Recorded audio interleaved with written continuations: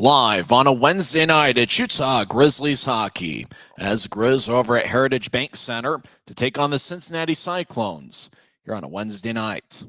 Hi, everybody. I'm Tyson Whiting. It's the only meeting this year between the Grizzlies and the Cincinnati Cyclones. Last week at Maverick Center, the Grizzlies won 2 out of 3 games against the Allen Americans. Last Wednesday, Utah got a 5-2 victory as Nathan Burke had 2 goals and 1 assist, and Adam Berg and Mick Messner each had 1 goal and 1 assist. And Dante Januzzi got his first pro win as he stopped 34 of 36. This past Friday, Allen got a 5-3 victory. Cole Gallant was outstanding for Utah. He had 2 goals and 1 assist, and Brett Stapley had 2 assists, but Easton Brodzinski had a hat trick for the Americans, was a +3. And it was really a strange game. Allen scored 2 goals in the first period and then the Grizzlies scored 3 goals in the second period, and then Allen scored 3 in the third. Allen ended up with a 5-3 victory, but on Saturday night, on Teddy Bear Toss evening, Nathan Burke once again had 2 goals and 1 assist. Mick Messner had 2 goals. Brandon Cutler and Kyle Mayhew each had 1 goal and 1 assist, and Dante Januzzi stopped 25 of 28 as the Grizzlies defeated the Americans 7-3. So the Grizz offense has certainly been on a roll. They've scored 15 goals in their last 3 games. They are taking on a Cincinnati Cyclones team that is averaging 4.6 goals per game, but they allow 4 goals per game on average. So we could get a high-scoring affair here tonight over in Cincinnati. Nathan Burke has been outstanding for the Grizzlies. He leads the club with 17 points, and he had 2 separate games last week where he had 2 goals and 1 assist. In fact, he's had 4 different games this season where he scored 3 points. Cole Gallant, he's been on fire. He's got 8 points, 3 goals and 5 assists in his last 4 games. Mick Messner has been unbelievable over the last month. He has 7 goals and 4 assists in his last 10 games. Messner has a current 3-game goal-scoring streak. And Brett Stapley's certainly been big in the month of December. He has 7 assists in 6 games in December. It's the 6th all-time meeting between the Grizzlies and Cyclones in this league's era. Utah's 2-3 against Cincinnati. Cyclones got a 3-game sweep over the Grizzlies in March of 2023, so Utah's looking for a little bit of revenge tonight. They got Cody Cron on their side. Cron played for Cincinnati last year. I remember last Saturday, Cron made his Grizzlies debut, and he got in a fight and had 2 shots on goal, and he'll be making his return to the Queen City tonight for the Grizzlies wearing number 28. So it should be a lot of fun. Grizzlies and the Cyclones as we're hanging out in the Grizz Cave near the Grizzlies team store. And we could certainly use some light as one of the lamps burned out. And we don't have much light here, but we're going to have a good time as the Grizzlies take on Cincinnati. It's the first of a 5-game road trip for Utah. Remember, the Grizzlies next, after tonight's game, will travel to Fort Wayne. They'll take on the Comets for games on Friday, Saturday, and Sunday. We'll preview that set and the rest of the road trip here on the other side. And we'll also talk about some of the key figures and key stats for tonight's game as we're in business on a Wednesday night, and you're listening to the Utah Grizzlies pregame report presented by Rio Tinto Kennecott. This isn't just copper. It's our job. It's food on our families' tables. Without it, we couldn't stay in touch. It's what keeps our homes warm and our lights on. It's the power behind the team and a greener, brighter future. This isn't just copper. It's a proud Utah and a strong America. Welcome back to the Grizzlies Hockey Network. I'm Tyson Whiting. Dante Januzzi is going to be a net for the Grizzlies. He's certainly been a workhorse as of late. This will be the 7th game that he's appeared in Utah's last 8 contests. Januzzi's got a record of 2-5, but he's certainly been solid in 6 of Utah's 7 games. He's got a .903 save percentage and 3.05 goals against average. The backup goaltender tonight is Will Cranley. Cranley was just assigned to the Grizzlies from the AHL Springville Thunderbirds. Cranley played in 6 games earlier this year with the Reading Royals in this league, where he had a 3.55 goals against average and 893 save percentage. Cranley had previously been on the roster for the AHL Springville Thunderbirds, but he has yet to appear in a game with Springfield. He's on the 2nd year of a 3-year NHL entry-level contract with the St. Louis Blues. He was a former draft pick by the Blues in the 6th round back in 2020. He signed his 3-year NHL entry-level deal with the Blues on March 2nd of 2022. So Cranley will be backing up Januzzi tonight. One other bit of roster movement. The Grizzlies traded for Jordan Martell to the Wheeling Nailers for the rights for defenseman Quinn Wickers, as well as future considerations. Wickers appeared in 3 games with Wheeling earlier this season, but he hasn't played for Wheeling since October 28th of 2023. So he's missed the last month, maybe month and a half. Not really sure why, whether it's injury related or something else. Wickers, the last 2 years, played with Rapid City, and he actually played in over 20 games against the Grizzlies over the last 2 years, including 6 games in the 2022 Kelly Cup playoffs where he had 2 assists. So watch out for Quinn Wickers when he makes his Grizzlies debut. He will not be in the lineup tonight. Martell goes to Wheeling. Remember, the Grizzlies do face Wheeling in a 3-game set at Maverick Center in mid-February. Martell in 16 games had 6 goals and 5 assists. So we'll see what happens, and we'll see when Quinn Wickers makes his Grizzlies debut. Once again, it will not be tonight. One notable absence among the Grizzlies' blue line, Keone Teixeira apparently is out of the Grizzlies lineup tonight, probably due to injury. Teixeira wearing number 74 for the Grizzlies this year. He's got 1 goal and 6 assists, 19 games. So Teixeira will not be in the Grizzlies lineup tonight. Other scratches for Utah include Michael Underwood as well as Cade Jensen. Adam Berg. Berg started the year with the Cincinnati, playing in 8 games and had 1 goal and 1 assist. Berg will not be in the Grizzlies lineup tonight for the second straight evening. He got hit, remember last Friday, he got hit with an elbow around center ice from Colby McCauley. Dylan Fitz also out of the lineup once again, and Garrett Metcalf also out for Utah as Will Cranley will back up Dante Januzzi, who will get the start and make his 8th appearance this season. It's going to be a lot of fun. One notable absence to the Cincinnati lineup, former Grizzly forward Luka Burzan is a scratch, and he will not be in the Cincinnati lineup this evening. When we come back, we don't have the starters as of yet, but we will talk about who's going to be playing for both teams here tonight as we're in business on a Wednesday evening, and you're listening to the Grizzlies Hockey Network, presented by Rio Tinto Kennecott. Since 1939, America First has helped people start and achieve their financial goals. Today, our top priority is still the financial success of you and your family, which is why we're giving new members $100 when they sign up for a basic savings and checking account, and another $100 when they upgrade to premium checking and enroll in and use direct deposit. So head to AmericaFirst.com today and join the credit union that always puts its members first. Welcome back to Grizzlies Hockey. Remember, it's the first of a 5-game road trip for the Grizzlies. It's the only meeting between Utah and Cincinnati this year. Tomorrow, the Grizzlies will bus over to Fort Wayne and take on the Comets for a 3-game series. The first of that 3-game set will be on Friday night at 6 o'clock over at Memorial Coliseum. Fort Wayne averages about 7,000 to 8,000 fans per game. It's going to be a good atmosphere there.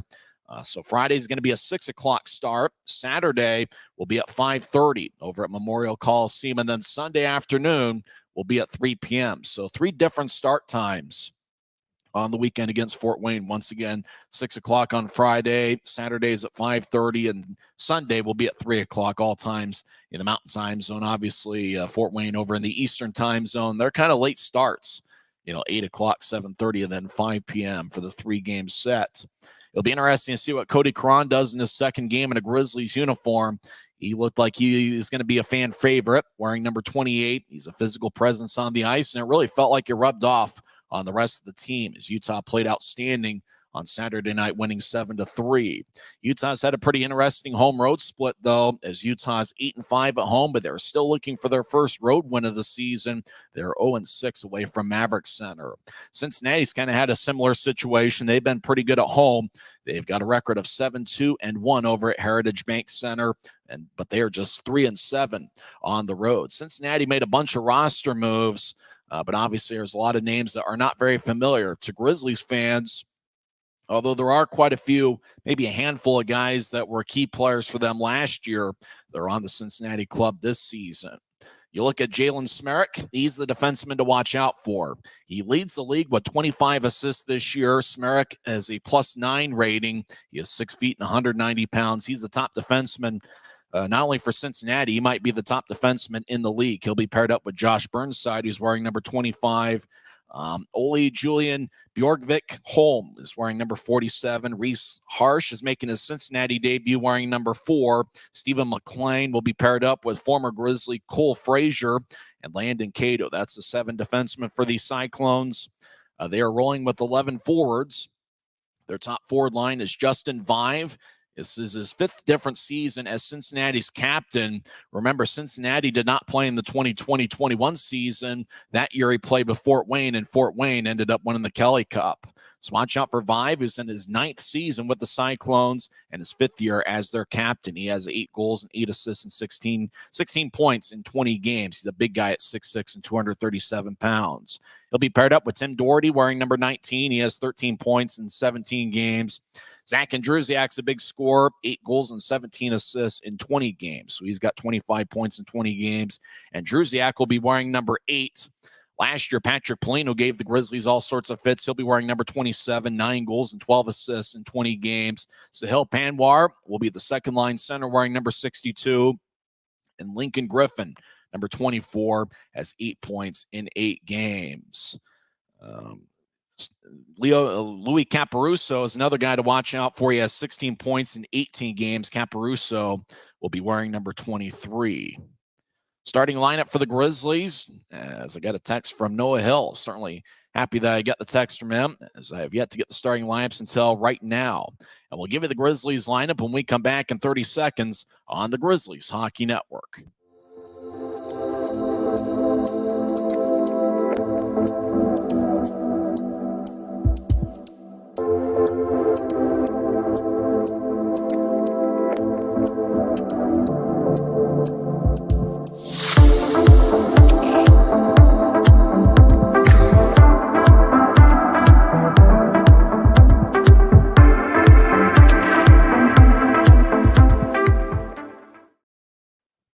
Welcome back to Grizzlies Hockey. I'm Tyson Whiting, hanging out in the Grizz Cave near the Grizzlies team store. Utah is over at Heritage Bank Center to take on the Cyclones here in a few minutes.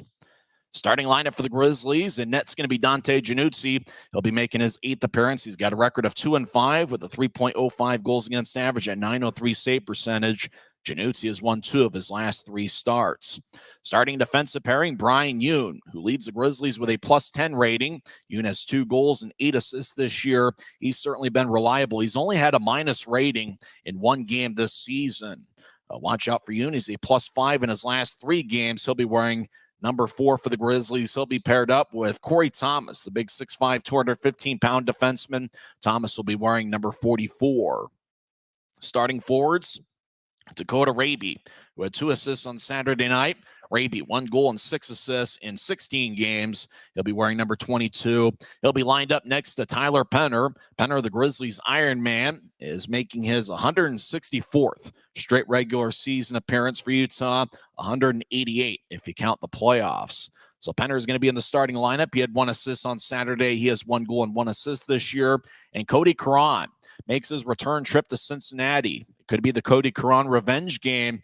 Caron made his Grizzlies debut last Saturday.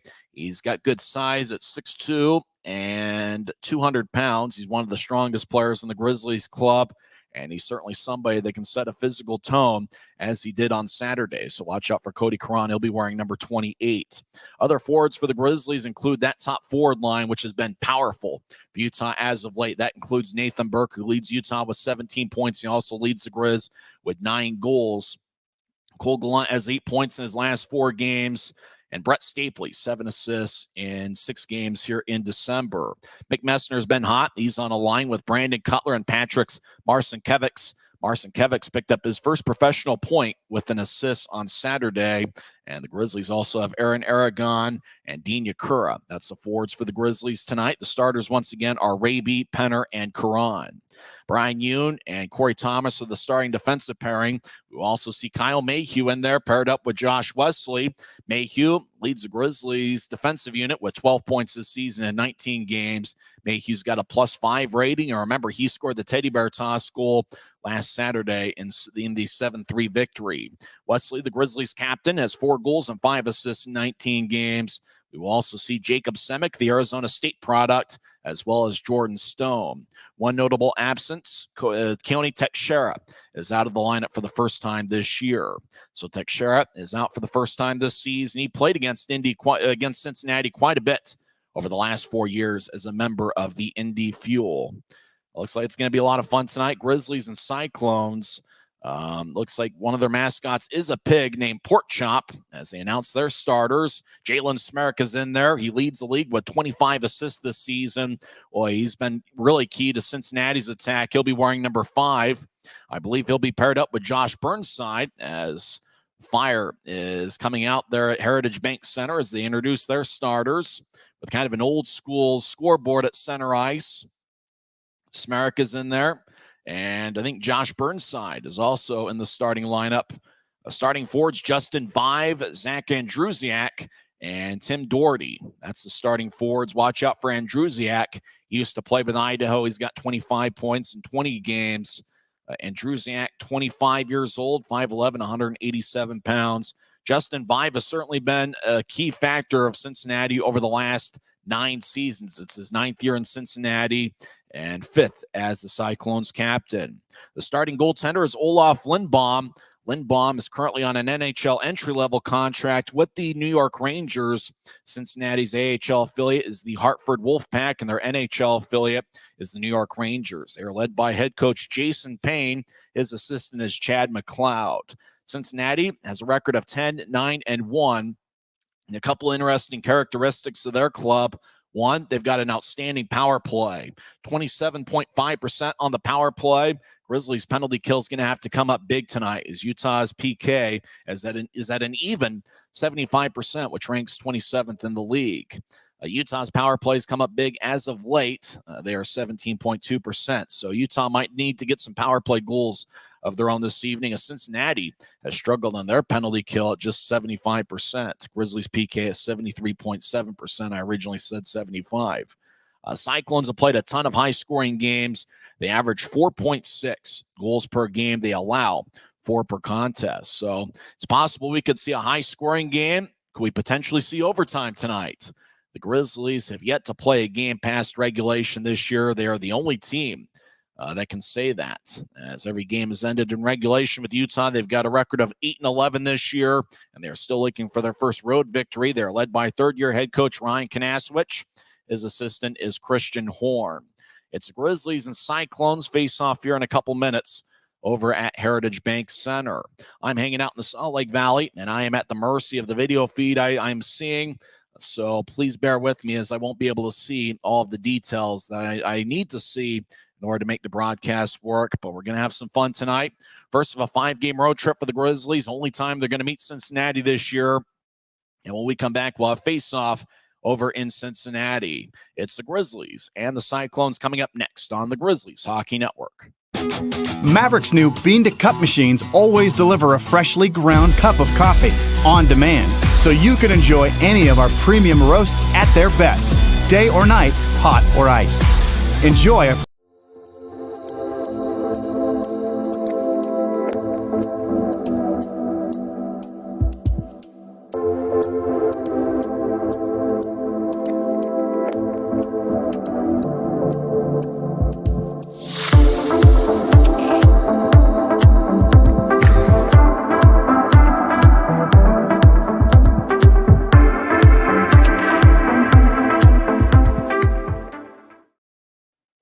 Grizzlies take on the Cyclones here in 30 seconds on the Grizzlies Hockey Network. Since 1939, America First has helped people start businesses, buy homes and cars, and achieve their financial goals. Today, our top priority is still the financial success of you and your family, which is why we're giving new members $100 when they sign up for a basic savings and checking account, and another $100 when they upgrade to premium checking and enroll in and use direct deposit. So head to AmericaFirst.com today and join the credit union that always puts its members first. Expectations here will always remain high, and we'll continue to find a way.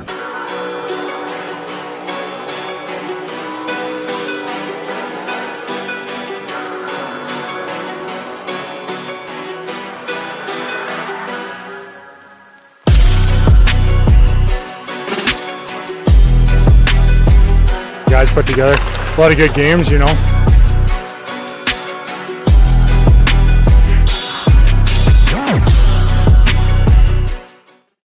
It's a great night for hockey as two big standings points are on the line as the Grizzlies take on the Cincinnati Cyclones for the only time this season. It's the sixth all-time meeting between the clubs. Utah is 2-3 all-time against Cincinnati. Starters once again, forwards Dakota Raby, Tyler Penner, and Cody Cron. The starting defensive pairing is Brian Yoon and Corey Thomas.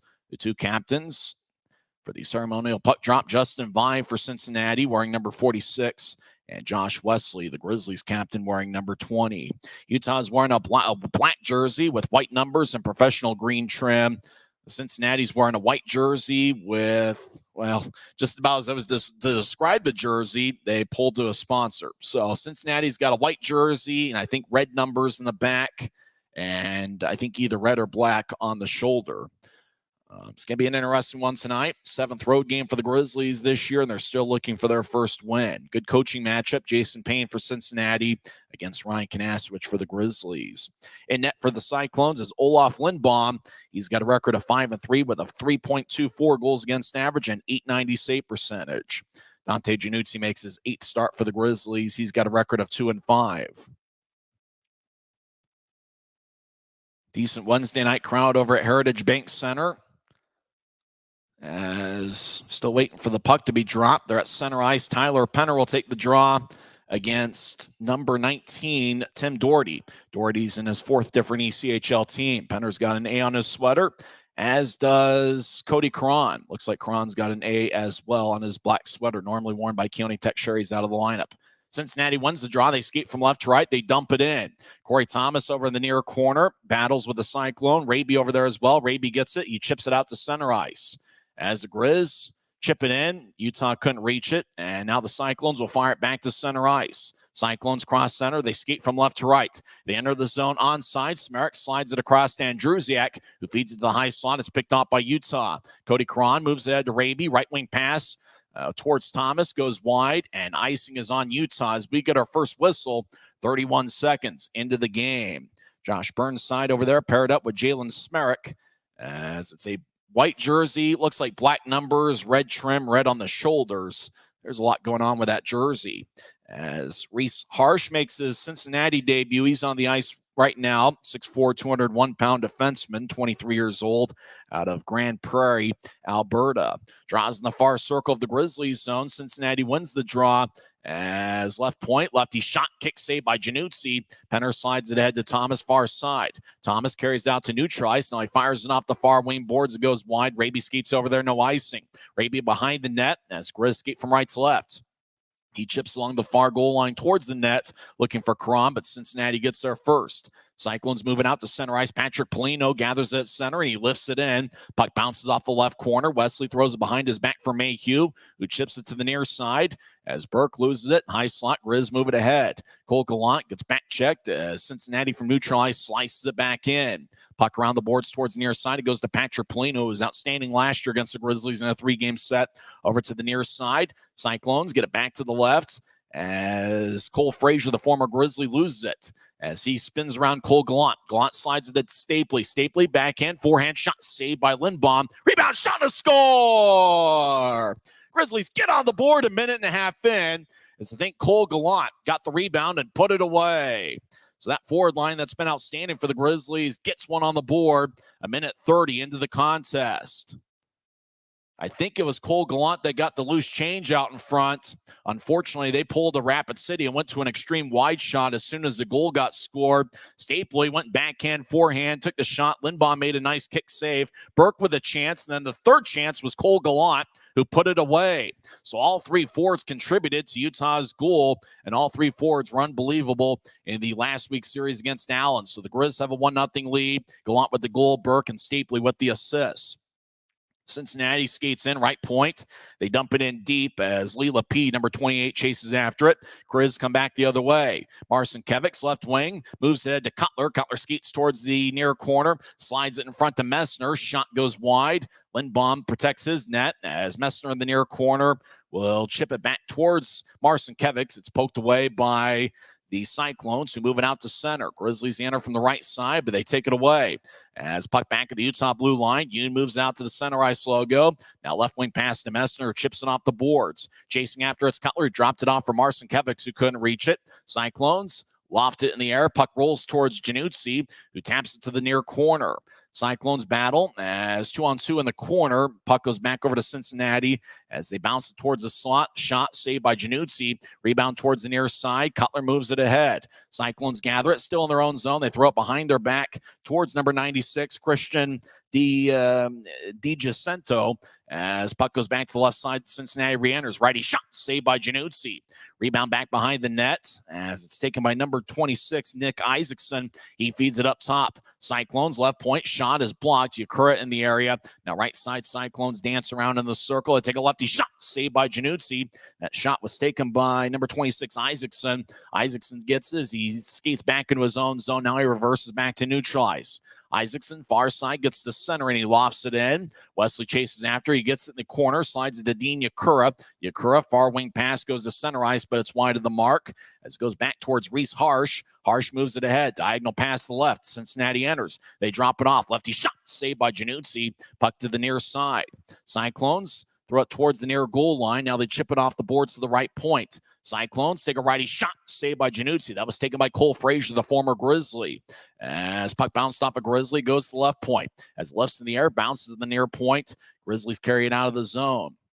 Raby loses it as the bench areas are on the near side as we see it from Flow Sports.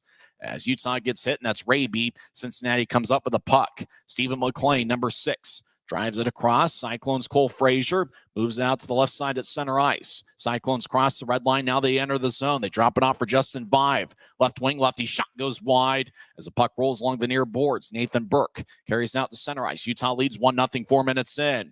Burke got spun around by number 8, Zach Andrusiak. No penalty. Cyclones come back the other way. Cincinnati crosses center ice, left wing pass. Cyclones enter. Left point, lefty shot. Kick saved by Januzzi. Rebound towards the near side. As battling Sahil Panwar, number 62 of the Grizzly. Now Panwar right side centers it. It bounced off the Stapley skate and rolls towards the far side as Lincoln Griffin, number 24, slides it around the boards back to Panwar, who feeds it up top. Right point, Cincinnati gets hit. Grizzlies in the black jerseys move it ahead, 2-on-1. Stapley, centering pass, shot, saved by Lindbaum. As a great pass out in front by Stapley towards Cole Gallant, who already has a goal tonight. Cyclones re-enter. They skeet down the middle. Semick took it away. He moves it ahead. Grizz playing well in the first 5 minutes. Backhand pass connects. Grizzlies skate to the zone as Gallant left wing shot saved by Lindbaum. Gallant gets the rebound. He feeds it up top to Cutler. Skates towards the right circle. Cutler now dances around towards the point. Now he takes a lefty shot saved by Lindbaum, and he holds on. Nathan Burke out in front trying to redirect it and get that rebound, but Lindbaum made the save with 14:51 left in the first. So Cole Gallant got the goal. Gallant's been red hot. His 6th goal of the season. He now has 9 points in his last 5 games, with this being the 5th game. Nathan Burke and Brett Stapley got the assists. So Stapley now has 8 assists in the month of December, and Nathan Burke picked up his 9th assist of the season. 14:51 left in the first. Utah leads 1-0. The Grizz have outshot the Cyclones 6-4. We've been skating 5-on-5 this whole time. Utah wins the draw in the offensive zone. Right point. Lefty shot is blocked as Cyclones move it ahead. Lee Lapede towards number 47, Oli Julian Holm, as now the Cyclones enter as they skate back to the left circle. Righty shot and a score as Reese Harsh in his first Cincinnati game has tied it up with 14:34 left in the first. So welcome to Cincinnati, Reese Harsh, the 6'4 defenseman who had previously played at Curry College. He's making his Cyclones debut, and he just scored his first professional point 5.5 minutes into the game. So pro debut for Reese Harsh, and he finds the back of the net in the first segment of play. He had originally signed with Cincinnati in August of 2023, but just now has hit the ice. So a good moment for Reese Harsh getting his first pro goal as they show the replay over and over and over again. As Cutler took a spill along the near post, he was hoping for a penalty, but none to be had. as Harsh scores the goal. Cutler got tripped up right there. Oh, boy, controversy. Cutler got tripped up by Louis Caparuso along the near side. We're back to live action. It's 1-1. Grizzlies fans hope that would have loved to see that get disallowed. Grizzlies attack Nathan Burke. Backhand shot goes wide as Aaron Aragon out there trying to get along the near boards. Aragon chases after it behind the net as it's taken by Holm. Holm carries it to neutralize. Skates down the middle. He crosses center. Cyclones skate from left to right. Tied at 1. Caparuso gets blasted in the right point. Shot is blocked away as Raby pokes it towards Mayhew. Gets blasted. Puck to the left point. Cyclones keep it in. Lefty shot is blocked out in front. I imagine this is going to be a high-scoring, exciting game. Puck goes back to center. Cyclones lifted in towards the right corner. Bounces off the boards on 2 hops of the ice. Brian Hume gets hit and moves it towards Brandon Cutler as the puck goes back to center ice. Dropped off for Yoon. Left wing pass to Raby. Raby trying to get it back to Yoon. Pass to Yoon goes wide as it ricochets off the end boards as the Cyclones, still in their own zone, throw a right wing pass off the boards near the bench area, and it goes to Colton Kalezic. Kalezic dumps it in. Januzzi throws to the far side. Brian Yoon taps it off a Cyclone stick. Puck glides to center ice where it's regathered by the Cyclones. Sahil Panwar, left wing. Shot goes wide as it ricochets off the backboards as Utah moves it ahead. Grizz get to center ice. Tyler Penner crosses center. He lifts it in. Chases after it in the near corner. Penner gets there with ease. Throws it back behind the net looking for Cody Cron, and it goes back to the Cyclones who move it out to center ice, taken by Jordan Stone. Stone, a defenseman tonight, taps it in. Stone sometimes plays forward for Utah as Teixeira is out of the lineup for the first time this season. Utah takes it away. They enter the zone, stop in the right point. They get double teamed. Cyclones play a physical game. Puck towards the near boards. It bounces at the Cyclones blue line. Cyclones slice a left wing pass that goes wide. Grizzlies back towards center ice, chip it to Stapley. Cyclones pick it off, and they move it to the Utah blue line. Thomas chips it in. Goes back to the Cyclones. They throw it towards the near wing. 16-15 left in the first, tied at 1. Cyclones dump it in, and Januzzi plays it behind his net, and he'll move it towards the near wing boards. It bounces to center ice. Cyclones chase after it as Reese Harsh, who got his first pro goal about a minute or two ago, throws a left wing pass, neutral ice into Grizzlies territory. Utah taps it back to center as Cincinnati, back in the white jerseys, will restart the attack as they move it out to center ice near side. They get to center, tried to move it in, just got to the Utah blue line as Kyle Mayhew gets around Justin Vibe. He gets to center ice. Mayhew crosses center, now he crosses the blue down the middle, right wing pass, lefty shot, and a glove save by Lindbaum. As looked like Brandon Cutler took that shot as Mayhew did a great job entering the attack zone with momentum.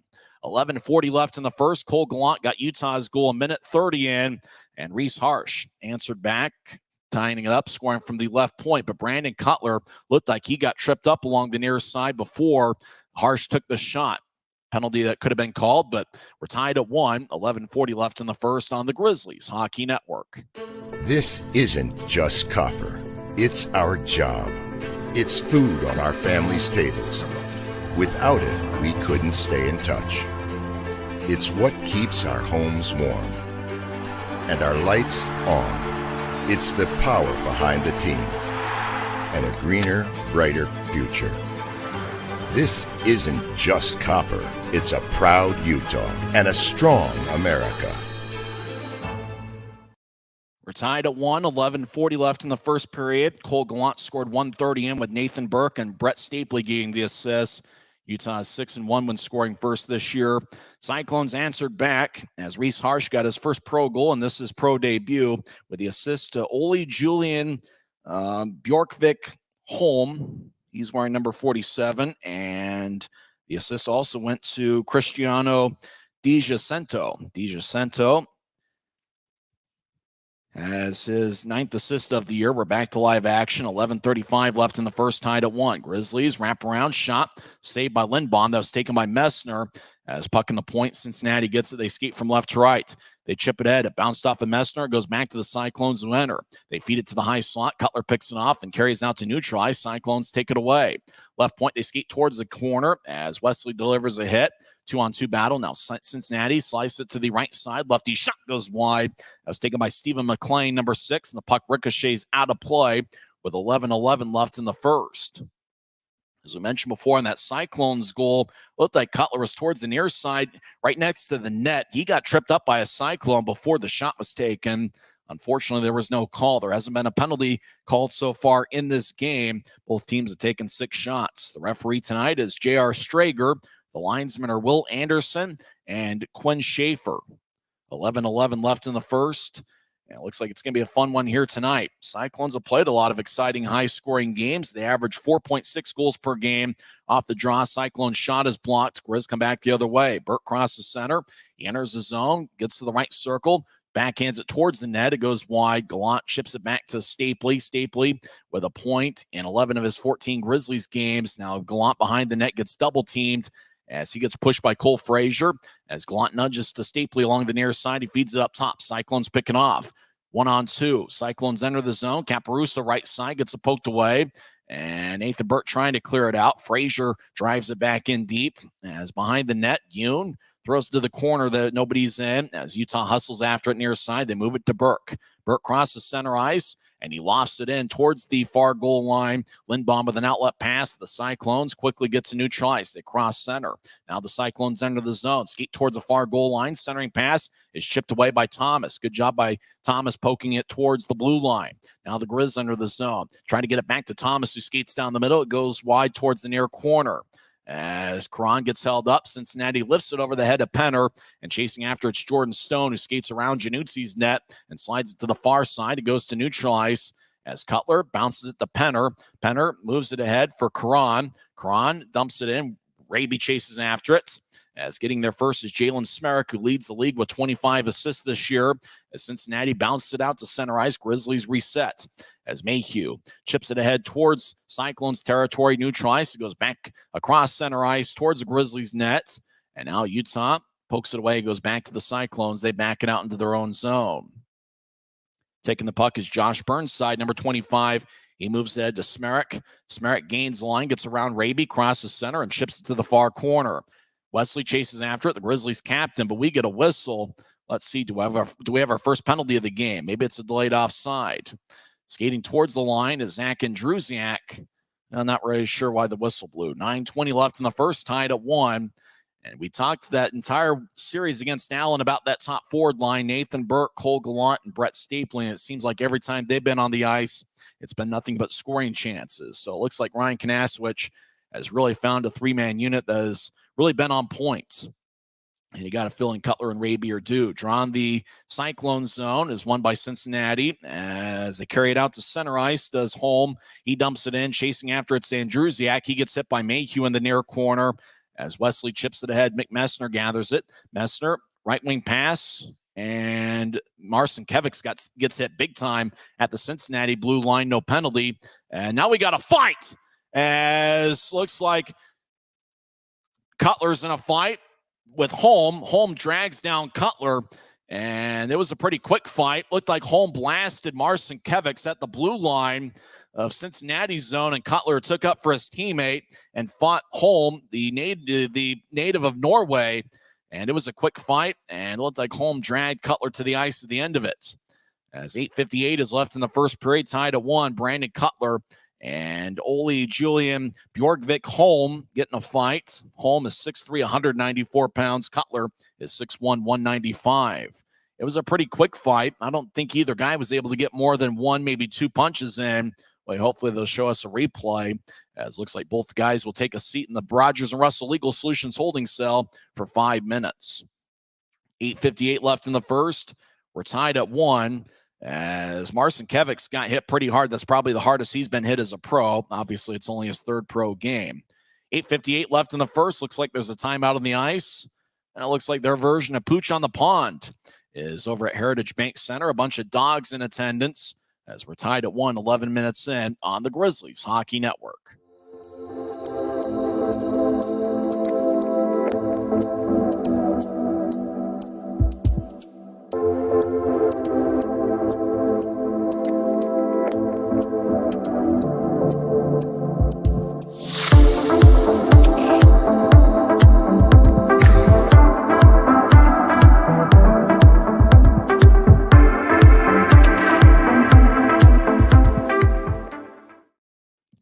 8:58 left in the first period. Brandon Cutler and Holm are each in the penalty box. 5 minutes for fighting. Time of the fight, 11:02 into the contest.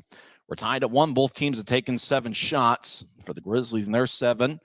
Cole Gallant has 3 shots, and then 1 each for Brett Stapley, Mick Messner, Nathan Burke, and Brandon Cutler. For Cincinnati, nobody's had more than 1 shot, as they've taken 7 here so far.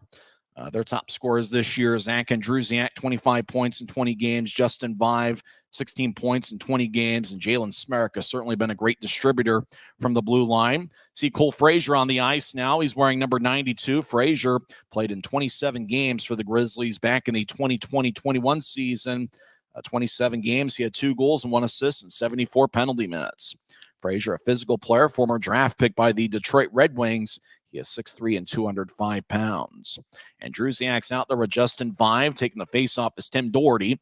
For the Grizzlies, it's going to be Brett Stapley, who's out there with Cole Gallant and Nathan Burke. And on the back end is Wesley and Mayhew. 8:58 left in the first. Just waiting for, I guess, the timeout to elapse. I guess you have to have a full minute timeout there for media purposes, I guess. As Doherty and his 4th different ECHL team looks on. Stapley, in his 2nd year as a pro, played with Trois-Rivières last year, and he's been an unbelievable distributor for the Grizzlies this season. In fact, with the assist here in the first period, he now has a point in 12 of 15 games with Utah. Grizz win the draw, right side, lefty shot is blocked away by Lindbaum, as over in the corner, Stapley gets hit as he stays over there. Frazier hits Stapley as the Cyclones skate around their net. Tim Doherty will lift it out to center ice. It bounces along the near wall as Mayhew chips it ahead. It goes to Cincinnati. Justin Vive will drop it off. Doherty gets it in the right circle. He tried to center it, and a Grizzly stick got in the way. Now Doherty at the near goal line, chips it out in front to Vive. Vive battles with Wesley. Puck bounces off the backboards as Cincinnati fires it up top off the boards. Right side, lefty shot, saved by Januzzi. He holds on. Stephen McLean took that shot from the right point. Januzzi stops it and holds on with 8:19 left in the first. So draw is going to be in the Grizzlies zone. Shots have been pretty close to even. For Cincinnati, they have outshot their opponents by an average of 3.3 per game. The Grizzlies have been pretty close to even in terms of shots for and shots against. And that's been the case, it seems like, most nights. As the draw is going to be in the Grizzlies zone. And, well, looks like the Grizzlies must have won the faceoff and iced it. As we were late, we didn't get to see the faceoff. And it looks like icing is on Utah. We'll come back towards the Grizzlies end. As looks like out there is Josh Burnside. It's his 10th game this season. He has no goals and 2 assists. It's taking the faceoff is Sahil Panwar. 6 goals and 8 assists in 18 games coming into play tonight. As the draw won by the Grizzlies, they move it out as Grizz. Left wing pass to Raby. He enters the zone. Raby stops in the point, gets around a skater, but loses the puck. Cyclones throw it to the left point. Yoon keeps it in. He gets to Raby. Raby dances along the near side. Now he switches places with Yoon. As Cincinnati tries to poke it out of the zone, Grizz move it ahead. Left side, Karan, righty shot goes wide. Karan making his return trip to Cincinnati. He played there last year in 55 regular season games. Cyclones moving out to center ice, chasing after it as Yoon. He gets it at the Utah blue line. 7:35 and counting left in the first. We're tied at 1. Raby moves it ahead. Grizzlies in the zone. Penner gets pushed by Smerrick and gets divorced in the puck. Cyclones throw it to the far side. They lift it out to center ice. Bouncing puck gathered by the Cyclones who get to center ice and they drive it in. Shot saved by Januzzi. Januzzi moves it ahead, but it appears the whistle blew as the shot was taken from the center ice red line far side onto Januzzi. Januzzi didn't see a Cyclone over there, so he tried to move it ahead, but the referee, tonight it's J.R. Strager, blew the whistle apparently. I don't hear any of the background noises in Cincinnati, so I can't really hear the whistle. As Leela P talked over with the referee, draw's going to be in the Grizzlies zone.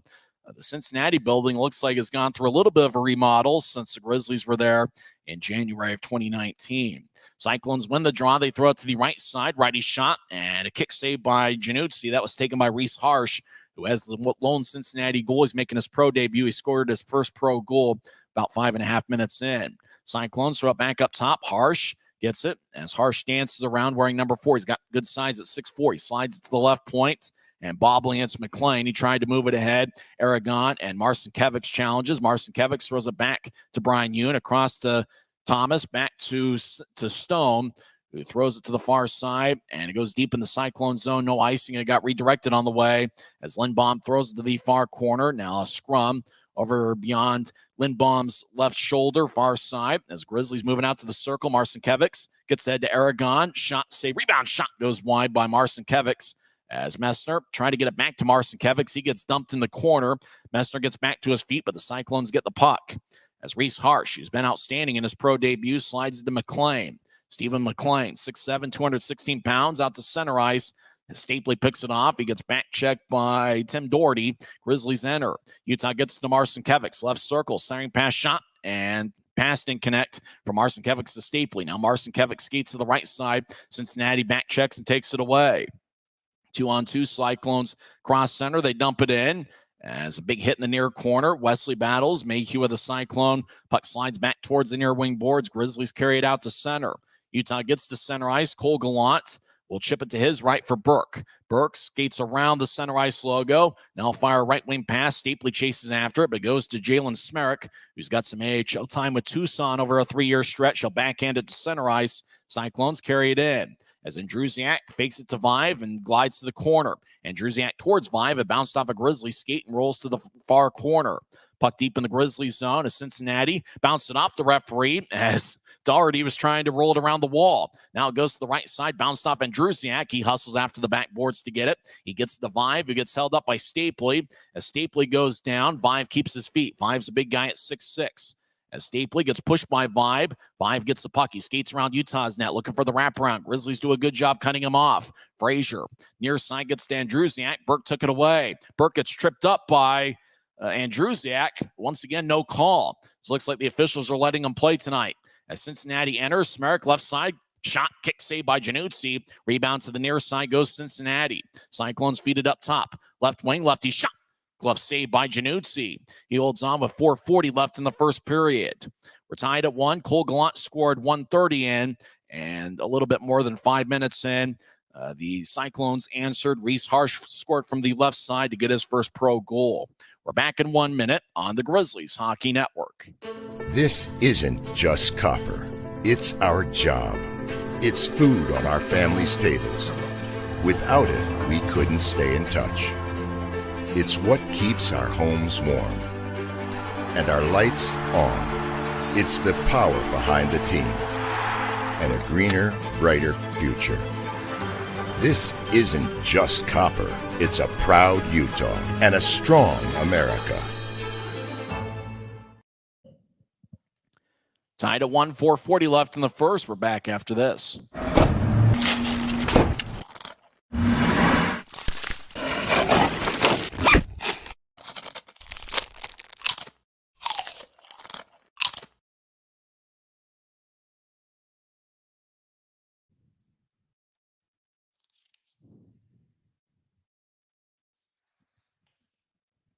We're tied at 1, 4:40 left in the first.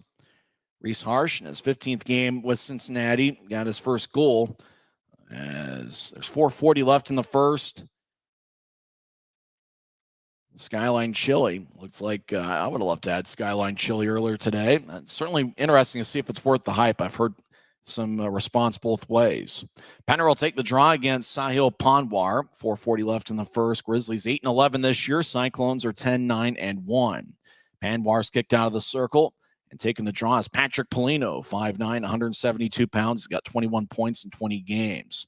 Grizzlies win the draw. They move it ahead. As Grizz carried out to center ice, Cron dumps it in. As it goes to the far corner, it's gathered by Reese Harsh. Harsh behind his net. As Raby pushes him, Harsh battles with Raby. And skating in, taking the puck is Cron. He feeds it up top to Mayhew. Mayhew left wing. Lefty shot is blocked. It glides towards Raby in the near corner. Raby gets hit by Panwar. As taken is Cron, who skates towards the point. Now drives it back to the corner. It's picked off by Panwar, who feeds a left wing pass out to center ice. Cyclones enter the zone, left point. They bounce it off a Grizzly. Now Cincinnati slides it along the wall. It goes to the right corner. Utah hustling after it as they move it ahead, but Panwar takes it away. Skates towards his left. He'll take a lefty shot. Saved by Januzzi. He holds on with 3:56 left in the first as Panwar skated from the right circle onto the slot and down the middle took a lefty shot that Januzzi was able to absorb and make the body save. 3:56 left in the first. During the first intermission, we'll go over the scores from around the league, and we'll also take a look at the Mountain Division standings, and we'll talk about who's been hot for the Grizzlies over the last few weeks.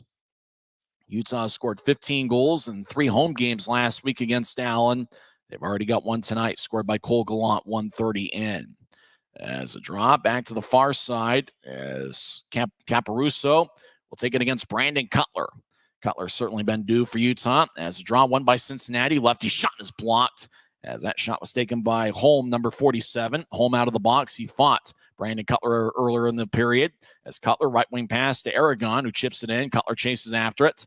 Cutler skates back towards the right point. Now he veers off to the left.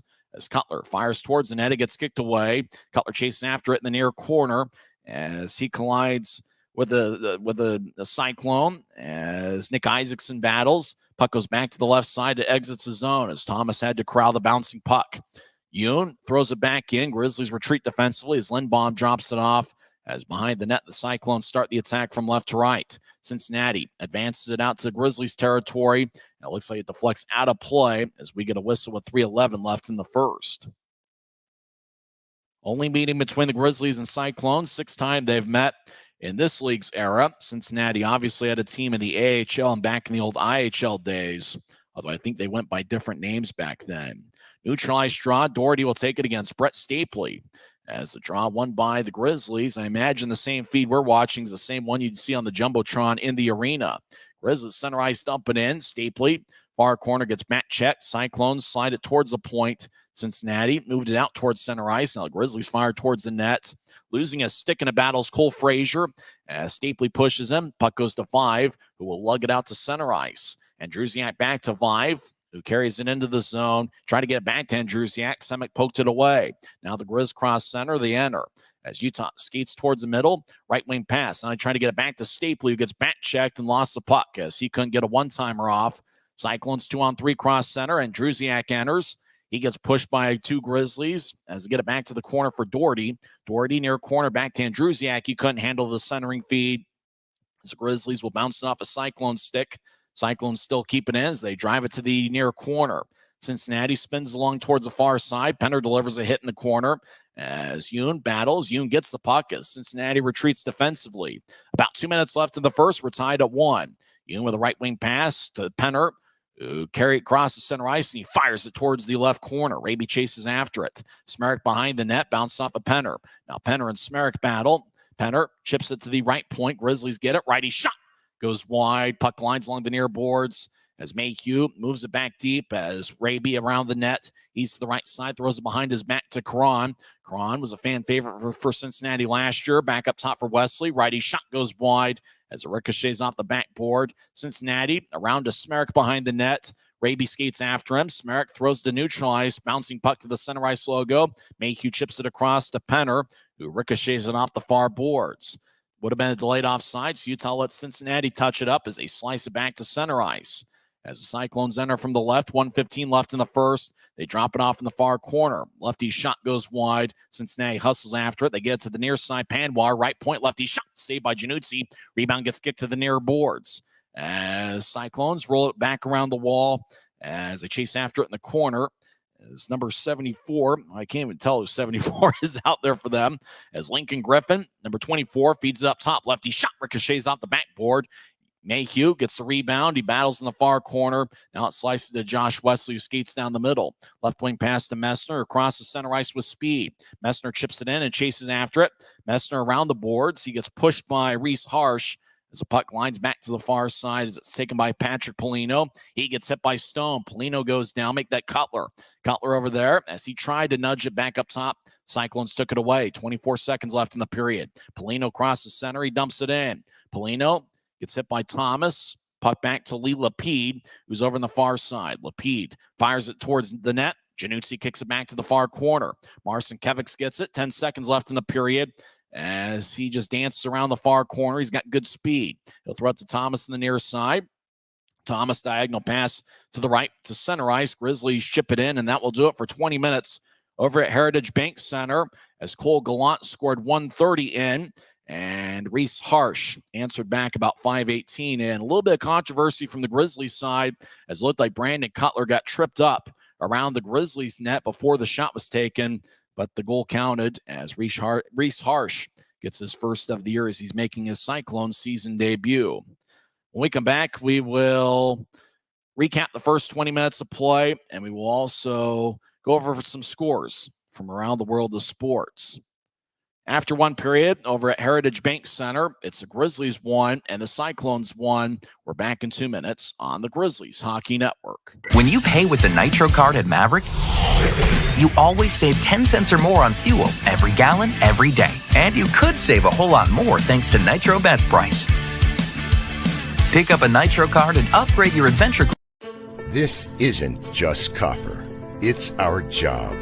It's food on our family's tables. Without it, we couldn't stay in touch. It's what keeps our homes warm. And our lights on. It's the power behind the team. And a greener, brighter future. This isn't just copper. It's a proud Utah and a strong America. Since 1939, America First has helped people start businesses, buy homes and cars, and achieve their financial goals. Today, our top priority is still the financial success of you and your family, which is why we're giving new members $100 when they sign up for a basic savings and checking account, and another $100 when they upgrade to premium checking and enroll in and use direct deposit. So head to americafirst.com today and join the credit union that always puts its members first.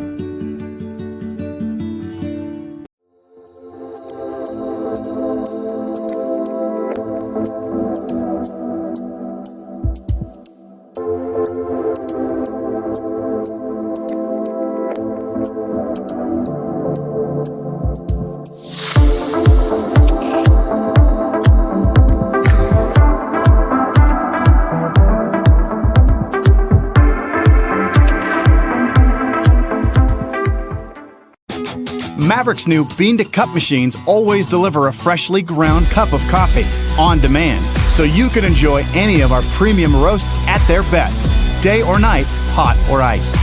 Enjoy a fresh cup today. Welcome back to Utah Grizzlies hockey. First intermission tied at 1. Breaking news in the NBA world. The NBA is suspending Golden State Warrior forward Draymond Green indefinitely.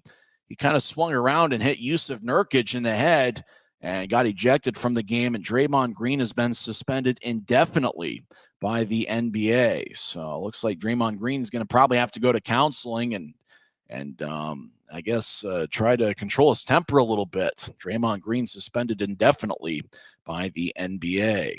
Well, the Grizzlies got off to a fast start. I thought they played outstanding the first 5 minutes and really set the tone. I think the entire 20 minutes, if you're a Grizzlies fan, you really have to like the way the Grizzlies performed. I think Cody Cron is really setting a tone physically, and I think it's rubbing off on the rest of the team as the Grizzlies, starting with that first period on Saturday against Allen, have played a lot more physical and a lot more assertive than they did at any point in the first 18 games of the regular season. Utah scored first 1:30 in.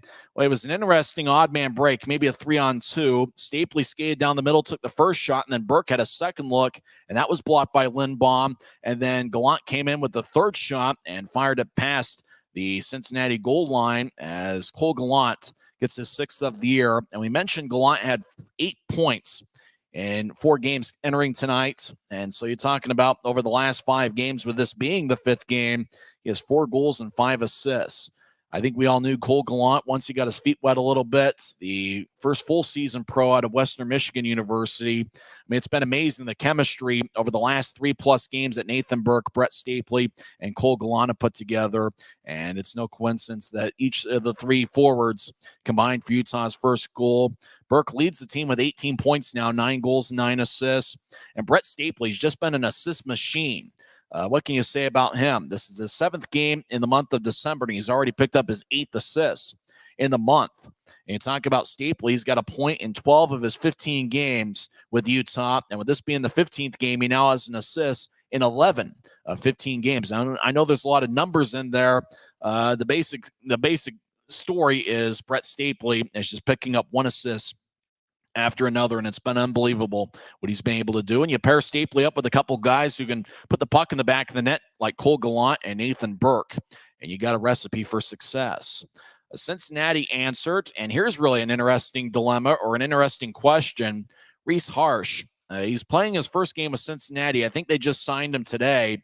He played in 10 games in the EIHL with the Five Flyers. He had 1 goal in 10 games there this year. He also played in 50 games last year with Five and had 3 goals.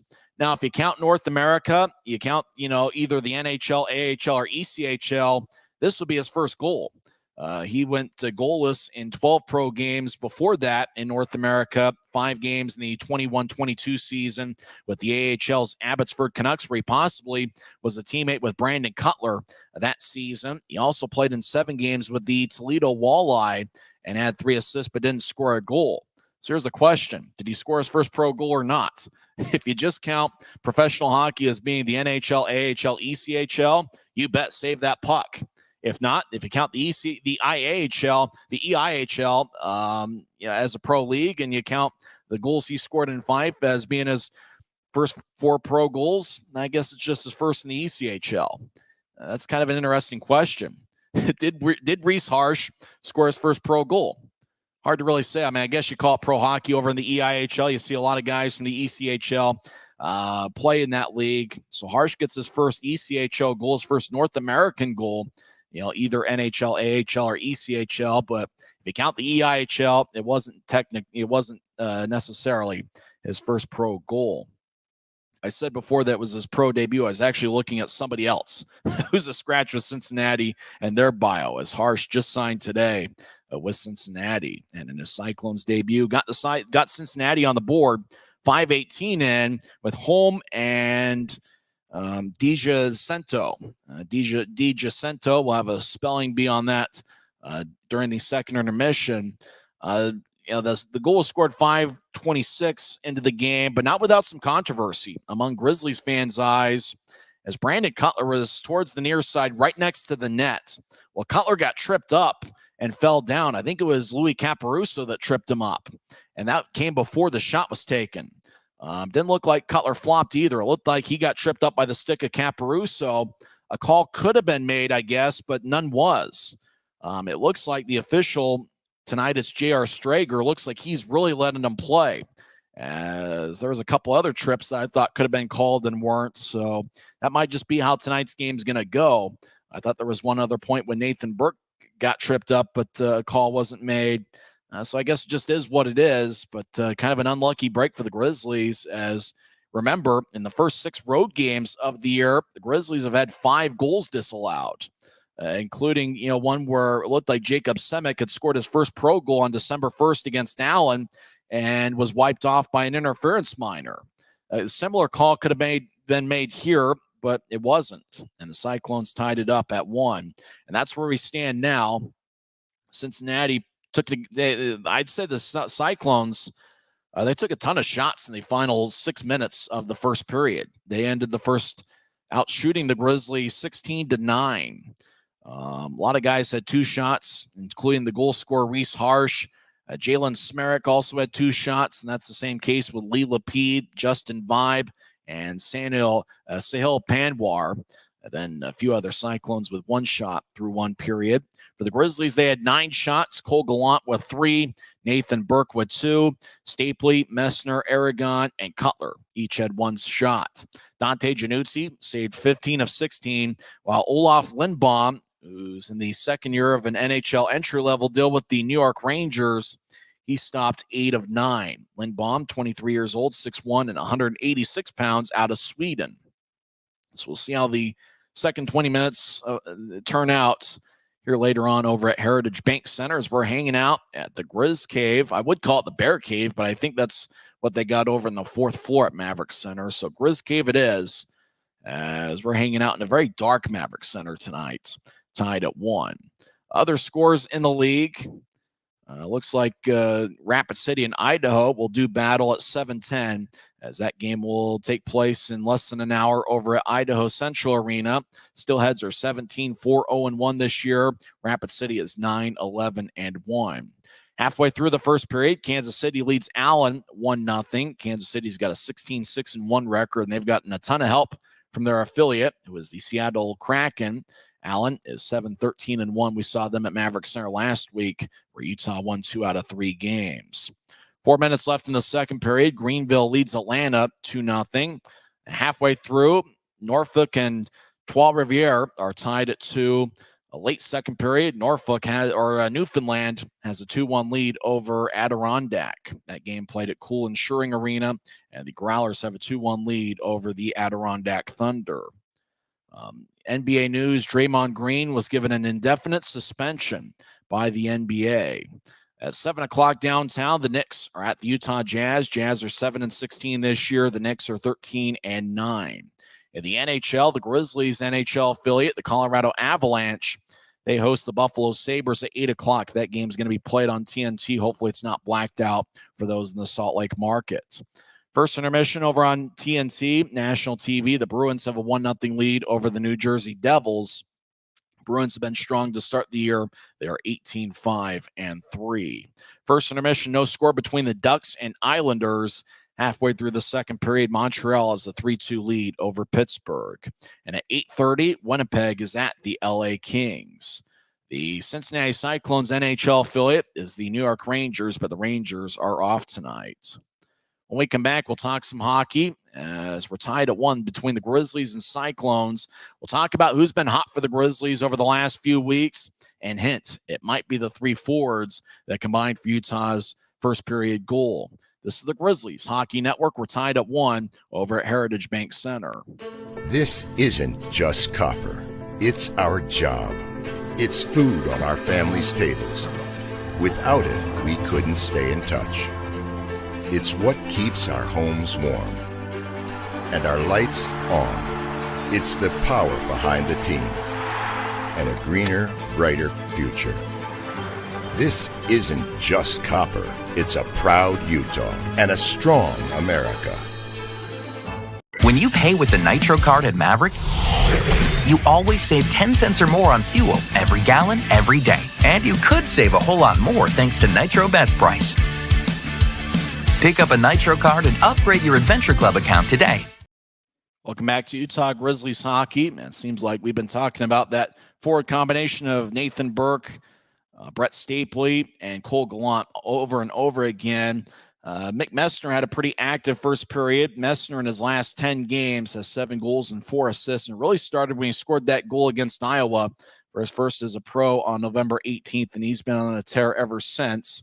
We kind of talked about the inconsistent play of the Grizzlies offense from time to time, but they did have 15 goals in 3 games last week against the Allen Americans. It's interesting to see Cody Cron wearing an A on his sweater, as is Tyler Penner, as that forward line started the game with Dakota Raby, and they really generated some good chances in the first 10 minutes, but it looked like Cincinnati put together quite a few shots there in the second half of the first period. If you saw the transaction wire, the Grizzlies did pick up goaltender Will Cranley, as he was assigned from the AHL Springfield Thunderbirds. Interestingly enough, Springfield is the team that lost their head coach to the St. Louis Blues, as Craig Berube was fired as St. Louis Blues head coach. Now, remember, Berube was an interim coach there the year the Blues won the Stanley Cup. So you're talking about a midseason coaching change, and who knows, maybe that could get the St. Louis Blues woken up and they can make a second half run. So Cranley, he appeared in 6 games with Reading in this league and had a .893 save percentage, a 3.55 goals against average. He's a pretty good athlete. He made his first Grizzlies practice on Tuesday, and he looks pretty sharp, 6'4", 185 pounds. He looks like he moves from side to side well. And with the Grizzlies playing 4 games in a 5-day stretch, I imagine Will Cranley is going to make his Grizzlies debut sometime on this road trip. Not sure exactly when, probably sometime in Fort Wayne in that 3-game set, Friday and Saturday night and Sunday afternoon. As for Trent Miner, who's still in the AHL with the Colorado Eagles, on Tuesday morning they had one of those early face-offs with a bunch of kids in attendance, and Miner picked up a 2-1 victory where he stopped 31 of 32. So it looks like Trent Miner's doing some good things over in the AHL, and it looks like right now the Eagles are carrying 3 goalies. Justice Sandinen, Holm is also there, as well as Trent Miner. And he's in the last of a 3-year NHL entry-level deal. And it looks like he's doing some good things over in Colorado. And with Garrett Metcalf out due to an injury, obviously the Grizzlies were in need of a goaltender to work with Dante Januzzi, and that's where Will Cranley came into play. Cranley's actually in the second of a 3-year NHL entry-level deal with the St. Louis Blues. Cranley, a former 6th-round pick by the Blues in the 2020 draft. And if you also saw the transaction wire, looks like forward Jordan Martell was traded to the Wheeling Nailers. Martell had 6 goals and 5 assists in 16 games this season. Last year, he was really a key piece to the Grizzlies' second-half playoff run. And that last week of the regular season, Martell had 9 points in 3 games as Utah swept Tulsa in a 3-game set. So obviously we're going to have good memories of the Rooster. It's possible, if he's healthy and in the lineup for Wheeling, he might make his return trip to Maverick Center this upcoming February. I think it's President's Day weekend where the Wheeling Nailers are in for a 3-game set. In return, the Grizzlies got defenseman Quinn Wickers, as well as future considerations. I'm not really sure about the condition of Wickers. He played in 3 games in October, but he hasn't played since. So I'm not sure if he's battling an injury. He's not in the Grizzlies lineup. We're not really sure what jersey number he's going to wear as of yet. So, Wickers, the guy that, if you're familiar with opposing players, he played quite a bit with Rapid City over the last 2 years. He also appeared in that 6-game series in the 2022 Kelly Cup playoffs with Rapid City. He's got good size at 6'4" and about 214 pounds. I think Grizzlies fans would look forward to Quinn Wickers as he's going to add some depth to the Grizzlies' blue line. Grizzlies' defensive unit looked pretty strong in the first period. Utah is without Keone Teixeira for the first time this season. I imagine he's battling an injury. Not sure how long he'll be out of the lineup. And obviously we saw a lot of Mayhew and Wesley in the back end. And I thought Corey Thomas was outstanding in the first period as well. So we'll come back and have second period action. It looks like there's a bunch of dogs in the attendance as the Cincinnati Cyclones version of Pooch on the Pond appears to be tonight over at Heritage Bank Center. When we come back, we'll have second period action as we'll skate 5-on-5. Neither team's had a power play so far. Grizzlies did score first 1:30 in as Cole Gallant found the back of the net for the 6th time this year. And Reese Harsh got his first ECHL goal 5:26 in. Utah is 6-1 when scoring first this year. It's only the 2nd time they've scored first on the road. We'll come back and have second period action in 30 seconds on the Grizzlies Hockey Network.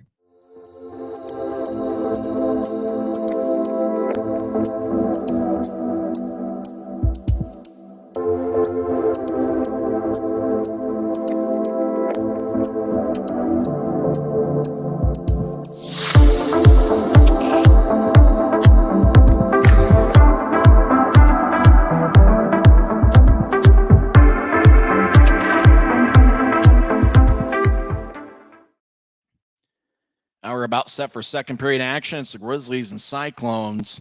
6th meeting between the clubs in this league's era. Utah's 2-3 against Cincinnati. The last time the Grizzlies were in Cincinnati was on January of 2019. Utah won in a shootout as goaltender Joe Canada was outstanding. I remember JT Henke had a goal that game. Tim McGauley had scored in the shootout for the Grizzlies, and Joe Canada was outstanding in net as Utah got a victory over Cincinnati in a shootout. Looks like they've actually done some remodeling to that arena since the last time the Grizzlies were there. Cincinnati is one of those fun places. In fact, the arena, Heritage Bank Center, that they're playing at tonight is right next to Great American Ballpark. And it's a pretty short walk to the NFL stadium as well. As Tyler Penner will take the draw against Tim Doherty. We're underway for action in the second period. Grizzlies skate from left to right. We're in a black jersey with white numbers and professional green trim. Thomas back deep in his own zone over to Brian Hume, who taps it ahead. Penner, left wing pass. Grizzlies cross center. Raby with speed enters. He stops the left point, gets to Penner. Skates down the middle. Righty shot. Saved by Lindbaum. Rebound goes to the near corner. Karan chases after it. He gets pushed along the glass. As Penner and Raby join the play, Raby tries to poke it out of the corner. Karan gets held up, and he gets the puck and spins it towards the far side. Cyclones tap it out the center. It's run down by Yoon back in the Grizzlies zone. He throws a near wing pass off the boards. Pass doesn't connect, and it looks like icing. Now they're going to keep playing. No icing as Cyclones with an outlet pass to center. Cincinnati dumps it in. Grizzlies in the near corner chase after it as Josh Wesley throws along the near boards. Looks like fans have taken a bunch of beer cans and made a wall as Grizzlies enter. That was over in the near corner of the Grizzlies zone. Grizz trying to get to Marcinkiewicz. He couldn't handle it. Cyclones cross center. They enter the zone with numbers 3-on-2. They skate towards the left circle. Lefty shot saved by Januzzi. That was taken by Panwar behind Utah's net. Cincinnati battles. They chip it along towards the left point as the Cyclones feed it across. Now high slot. Polino's shot goes wide as it ricochets over. I think the Grizzlies blocked it about 5 feet in front of Januzzi. Stapley carries it out of the zone wearing number 7. He crosses center as he chips off the near wing boards and chases after it. Burke in the area gets the puck. Burke, the first-year pro, over to the right point. Righty shot goes wide as the puck bounces back to Burke as he skates towards his left. Burke now in the high slot, fires lefty shot. That's blocked away by the Cyclones. As Cincinnati will bounce it off a Grizzly. Burke gets it back. He skates along the goal line, far side towards the net, and a lot of action out in front. Shot saved by Lindbaum. We get a whistle. We might have our first penalty of the game as Burke was getting held up, skating towards the net. And let's see, as both teams glide towards the bench area. The bench areas are on the near side from what we're seeing on Flow Sports, as it appears that the draw is going to be in the Cincinnati zone. Well, unfortunately, we can't see every detail. Can't see if anybody's going to the box either. Cutler will take the draw against Louis Caparuso. Caparuso, a longtime Cyclone. Cyclones win the face-off, and they bounce it off a Grizzly, and that's Hume as the puck near center ice. Marcinkiewicz loses it as DiGiacinto skates down the middle. He takes a shot, and he scores.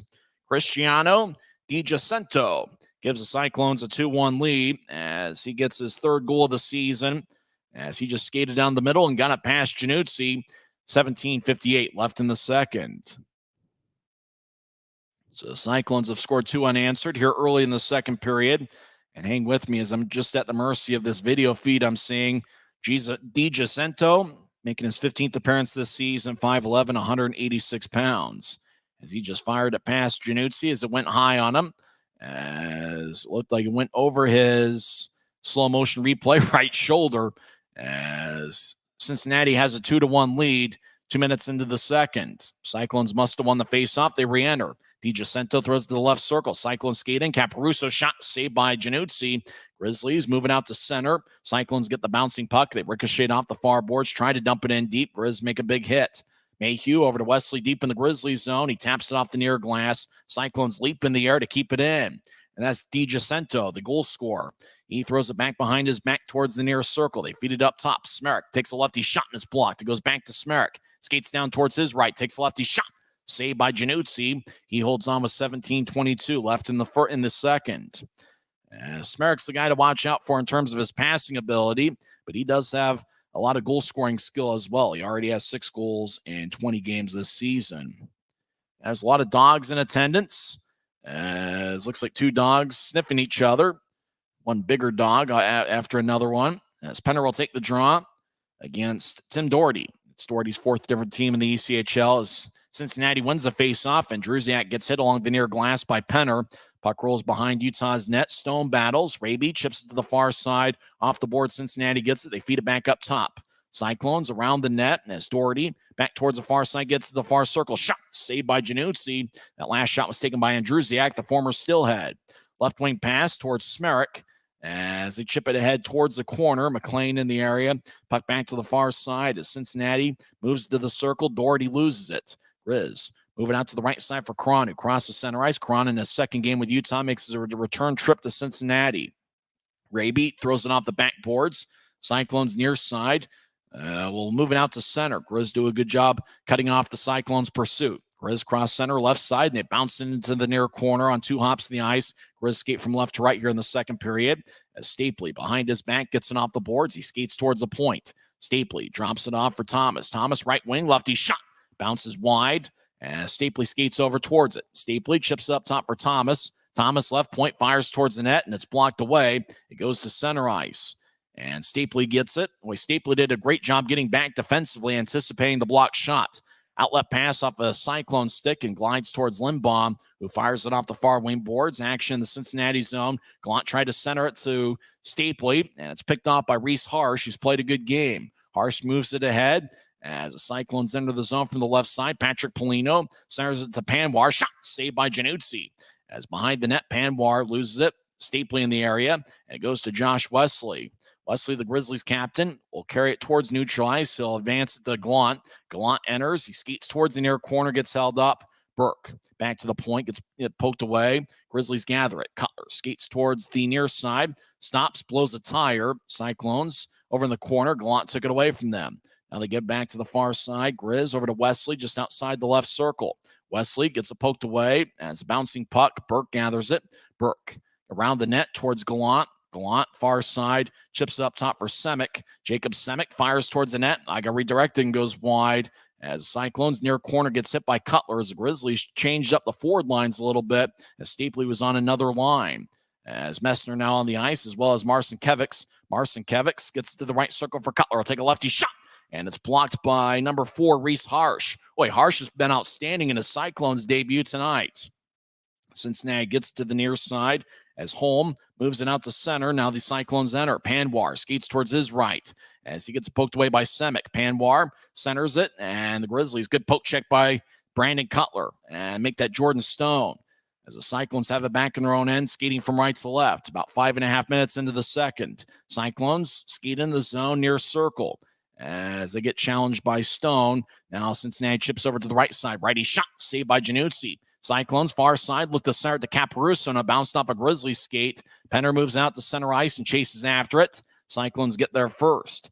As Cincinnati gets it out to center ice, DJ Cento, as he skates in, he gets hit along the far wing boards. Grizzlies moving out to center, 2-on-2. Grizz cross the red line, now they enter. As Raby throws a centering pass off a Cyclone, as Karam was cutting towards the net. As Cincinnati crosses center, and they carry it in onside down the middle. Penner pokes it away. Yoon in the area. As Raby, as Cincinnati slides to the right point, nobody's home. The Cyclones get it back in their own territory. As Smerek throws a near wing pass off the boards. Polino couldn't accept it. Big time hit near the Cincinnati bench as Yoon skates around Utah's net.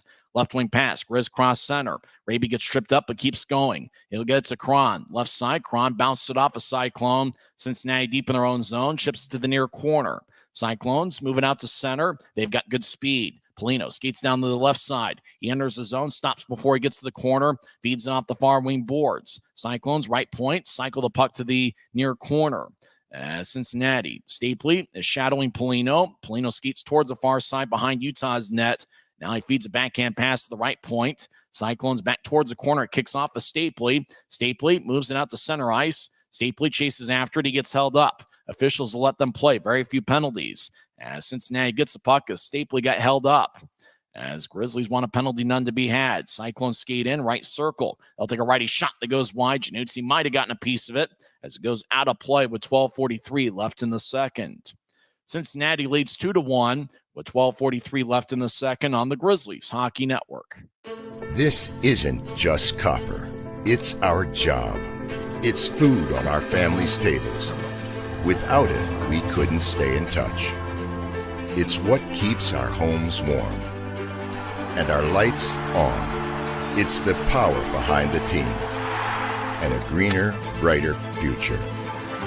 This isn't just copper. It's a proud Utah and a strong America. Maverick's new bean-to-cup machines always deliver a freshly ground cup of coffee on demand, so you can enjoy any of our premium roasts at their best, day or night, hot or iced. Enjoy a fresh cup today. Cyclones lead Utah 2-1. Score is tied at 1 after 1 period. And then Cristiano Di Giacinto scored his third of the year, 202 win, with Lee Lapide getting the assist. We haven't had a power play either way tonight. Cyclones have outshot the Grizzlies 21-11. As Lindbaum has stopped 10 of 11. Januzzi has saved 19 of 21 for Utah, as the Cyclones have a 4-2 shot edge here in the second period. Cincinnati had 17 shots in the first to the Grizzlies 9. 12:43 left in the second. Grizzlies hockey brought to you by Coca-Cola, where real magic is only a sip away. Cutler will take the draw against Tim Doherty. Doherty's taken a lot of face-offs for the Cyclones tonight. Grizz in a black jersey with white numbers and professional green trim. Cutler's kicked out of the circle. Marcin Kevics will take it. Marcinkiewicz played in 5 games earlier this year with Michigan Tech University. It's his first road game as a pro. Grizz win the draw. Wesley over to Mayhew, who slides it back along the far wing board. Cyclones dump it deep in the Grizzlies zone again. As Cincinnati behind the net, Vive gets pushed by Mayhew as Messner got taken away. Far side shot saved by Januzzi. Cyclones feed it back to the right point. Cincinnati tried to bounce it out in front, and Utah will carry it out to center ice. Now Utah enters the zone. Cutler tries to slide it in front to Marcinkiewicz, and Lindbaum pokes it back to the near side. Right side, Wesley around the net. As Utah behind the net, Cutler battles with the Cyclone, and that's Smerrick. As Marcinkiewicz gets it after Cutler won the one-on-one battle. Cyclones clear it out. Mayhew chases after it deep in the Grizzlies zone. 8 minutes left. 8 minutes into the second period as Mayhew skates around his net. Now Mayhew crosses center ice and veers off to the left. He enters the zone. Mayhew, far goal line, chips out in front looking for Yakura, and the pass goes wide. Cyclones couldn't reach a man at center ice. Now Cincinnati left side re-enters. Cyclones towards the corner. Patrick Polino dances around. Polino throws it behind his back towards the far corner. It's gathered by the Cyclones. They get it back up top. Cincinnati will feed it to the right side. One-timer. And it's blocked out in front as Januzzi was diving. Cincinnati still with it. Far circle. Lefty shot. Kick saved by Januzzi as it's taken back by the Cyclones. Gets pushed in the corner as I think that was Holm, number 47. Marcinkiewicz carries it out across center ice. He lifts it into the left corner as chasing after it's Aaron Aragon. Aragon with a big hit behind Cincinnati's net. Panwar loses it. Cole Gallant gets hit at neutral ice, gets spun around. Stapley in the area. As Cincinnati moves ahead, bounced off the Stapley stick. It goes to Gallant. Gallant left circle, righty shot, saved by Lindbaum. As Stapley gets double teamed and boxed out. Burke battles, gets it back to Stapley. Stapley skates towards the high slide. He feeds to Yoon. Yoon fires to the far circle, bounced off a Burke stick. Stapley is being shadowed by Harsh. Harsh drags down Stapley, no call. Left wing pass, Cyclones cross center.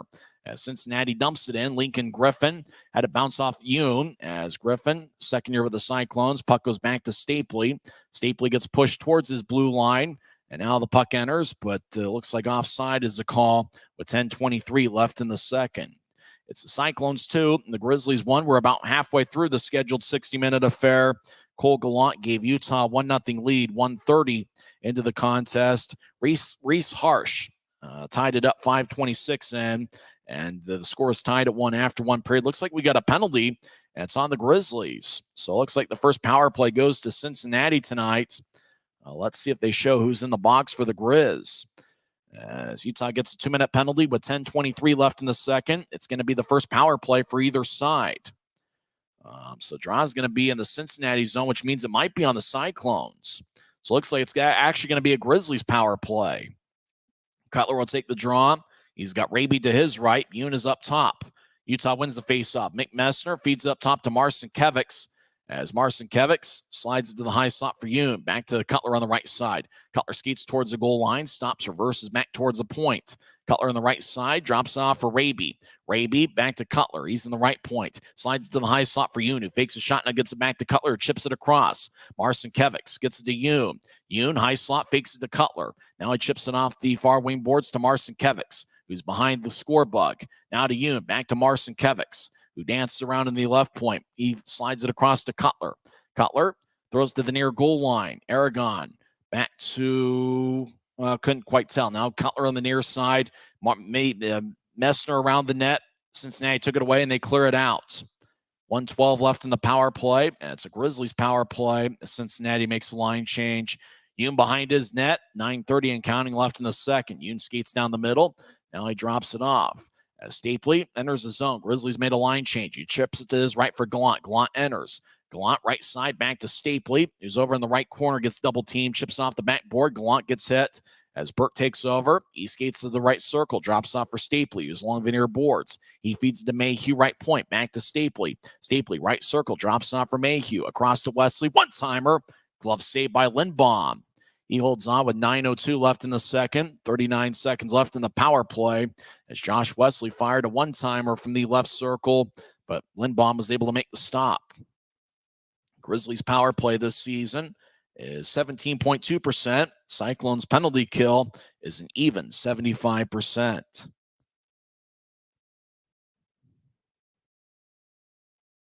It's going to be an offensive zone face-off for the Grizzlies. And it's won by Utah. Grizz get to Stapley on the right side. Stapley, 30 seconds left in the power play. Throws to the left side for, I believe, Wesley. Back to Mayhew. Over to Stapley. Stapley, 3 goals this season. He surveys. He danced around near the corner. Now gets pushed along the glass. And Cyclones get held up by Burke. Mayhew throws it back towards Burke. He lets it go towards the far wing boards. Wesley chips it back to Burke, who hustles deep in the Grizzly zone to get it. 10 seconds left in the power play. Burke over to Mayhew, trying to get it to Stapley. Puck bounced over his stick. Cyclones gain center ice. They dump it in. And coming out of the penalty box is a Cyclone. Not sure who it is. Behind Utah's net, Stapley and Mayhew battle with number 20, Colton Kalezic. Kalezic, second game with the Cyclones. Now left wing. Shot is blocked. That shot was taken by Holm. Now the puck back towards the left point. Cincinnati gets to the high slot. Now back to the right side. One-timer. Saved by Januzzi. He holds on. 8:05 left in the second.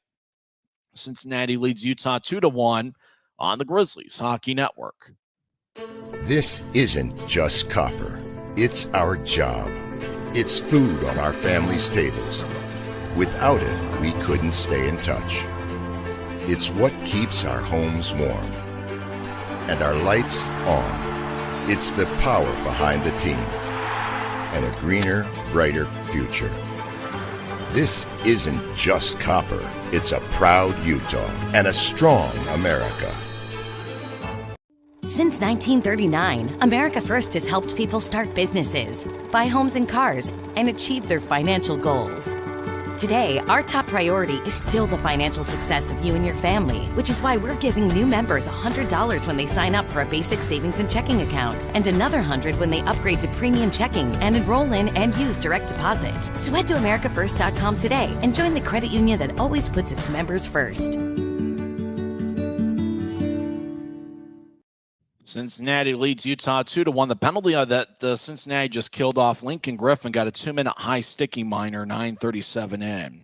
And Grizzlies, I think, got one shot on that power play. It was taken from the far circle on a one-timer by Josh Wesley. It's 2-1 Cincinnati. First of 5 straight road games for the Grizzlies. Utah will take on Fort Wayne on Friday and Saturday nights and Sunday afternoon. Off the draw, right wing shot is blocked. As action in the Grizzlies zone, Yoon gets it taken away. Cincinnati centers it. Grizzlies get a stick in the way as we're watching on Flow Sports. And bear with me as I'm at the mercy of this video feed. Penner throws it back to Aragon, who carries it to neutral ice. Aragon was trying to cross center. Cyclones took it away. They enter the zone. Caparuso with a centering pass. Cyclones skate in. Lee Lapide, righty shot, saved by Januzzi. Lapide picked up a second period assist. Their second goal that was scored by DiGiuseppe. Looked like Lapide was able to skate in. He was a key role player, was Lee Lapide last year against the Grizzlies in that March series.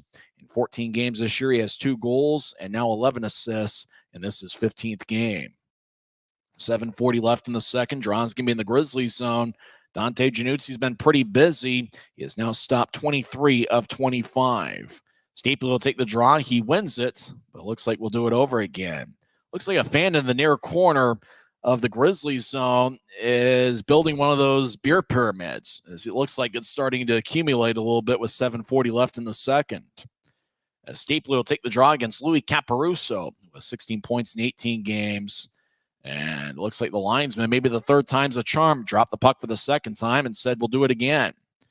Stapley and Caparuso as the puck is dropped, and it's won by the Cyclones. It gets to the left side. Righty shot is blocked by Thomas, who gets it. He skates around Januzzi's net towards the far side. Now he starts the attack. Thomas, right wing pass to Stapley, across the center, fires a neutral zone shot, and it's saved by Lindbaum, who gets it on one hop of the ice. He holds on. 7:28 left in the second, and all that really did was get ice position for the Grizzlies, who now have an offensive zone draw. Faceoff's going to be in the near circle. As talking things over is Nathan Burke, Brett Stapley, and Cole Gallant. Boy, Stapley here in the first half of the game has played a ton of minutes. Cyclones lead 2-1, 7:28 left in the second. Draw goes towards the corner, and Holm chips it around the wall. Now Stapley gets it. He throws to Burke, who slides it to the far corner. Puck goes to Gallant. Gallant gets pushed by Reese Harsh, who's played an outstanding game. It's his Cincinnati debut. Harsh loses it. Stapley far corner. Stapley gets held up, and he gets pushed along the wall and gets divorced from the puck. As Cincinnati, well, looks like we got a penalty. As Stapley got pushed along the boards, lost the puck. Lee Lapide was getting physical. Lapide skates towards the bench, though, as, well, it looked like there might have been a penalty one way. Let's see. The penalty is going to be on Cincinnati. Holding's a call. And well, it looked like he gave a holding call and then a cross-check. So I'm not sure who's actually in the penalty box. Strauss going to be in the Cincinnati zone, so I think it's a Grizzlies power play. As Stapley will take the draw against Lee Lapide. Well, Lapide didn't get the penalty as he was the one battling with Stapley. Grizz win it. Wesley on the far side gets the Mayhew in the high slot. Mayhew fires lefty shot. Saved by Lindbaum. He holds on as battling in front of the net was Cole Gallant against Josh Burnside. As Grizz looking for that guy net front on the power play. Now on this shift, it's Cole Gallant. As Mayhew took the shot, but Lindbaum made the save. Lindbaum's a pretty good goaltender. Cincinnati's been one of those run and gun kind of teams. They've scored a lot of goals, but they've allowed a lot. In fact, coming into play tonight, the Cyclones' team save percentage is just .869. Stapley's kicked out of the circle. Lapide will take it against Utah's Nathan Burke. Grizz won the draw. Gallant chips it off the far wing boards. It goes to Mayhew, who slides to Stapley right point. Stapley skates towards the dot, drops it off high slot. Mayhew, lefty shot, saved by Lindbaum. Puck lifts in the air in the crease, and the Grizz throw it back out. Stapley tried to throw it to the near point. Nobody was there. Mayhew around his net. He gets challenged from behind by Lincoln Griffin. Mayhew crosses center ice. Griffin shadowing him. Mayhew enters from the right side, glides towards the corner. Now he chips it around the wall. Cyclones get it. They bounce it off of Burke. Wesley in the far corner gets to Burke. Left circle. He taps it off the skate of a Cyclone, and it goes out to center ice. And that was DiGiacinto, who's been outstanding. He's a fight away from a Gordie Howe hat trick as Utah crosses center ice. Burke enters the zone, skates down the middle, make that Cutler. Cutler towards the near corner, stops along the near wall. 2-on-3 as they converge over. Raby battles, tapping away as Stephen McLean is a big guy at 6'7", and the puck's still along the near boards. 45 seconds left in the power play. Utah comes out of the pile with a puck as Grizz lose it, and Cincinnati clears it out as Marcin Kevics was hustling for the puck over on the far side, but the Cyclones got there first to clear it out. Yoon throws to the left side. Grizzlies cross center as Thomas chips it in. Raby after it. As getting there first is Holm. Raby battles. Puck around Cincinnati's net. As Raby gets spun around. Now the puck's in the near corner. They get to Messner's behind Cincinnati's net. He chips to Cutler. Cutler far side in the corner. Dance around. 10 seconds left in the power play.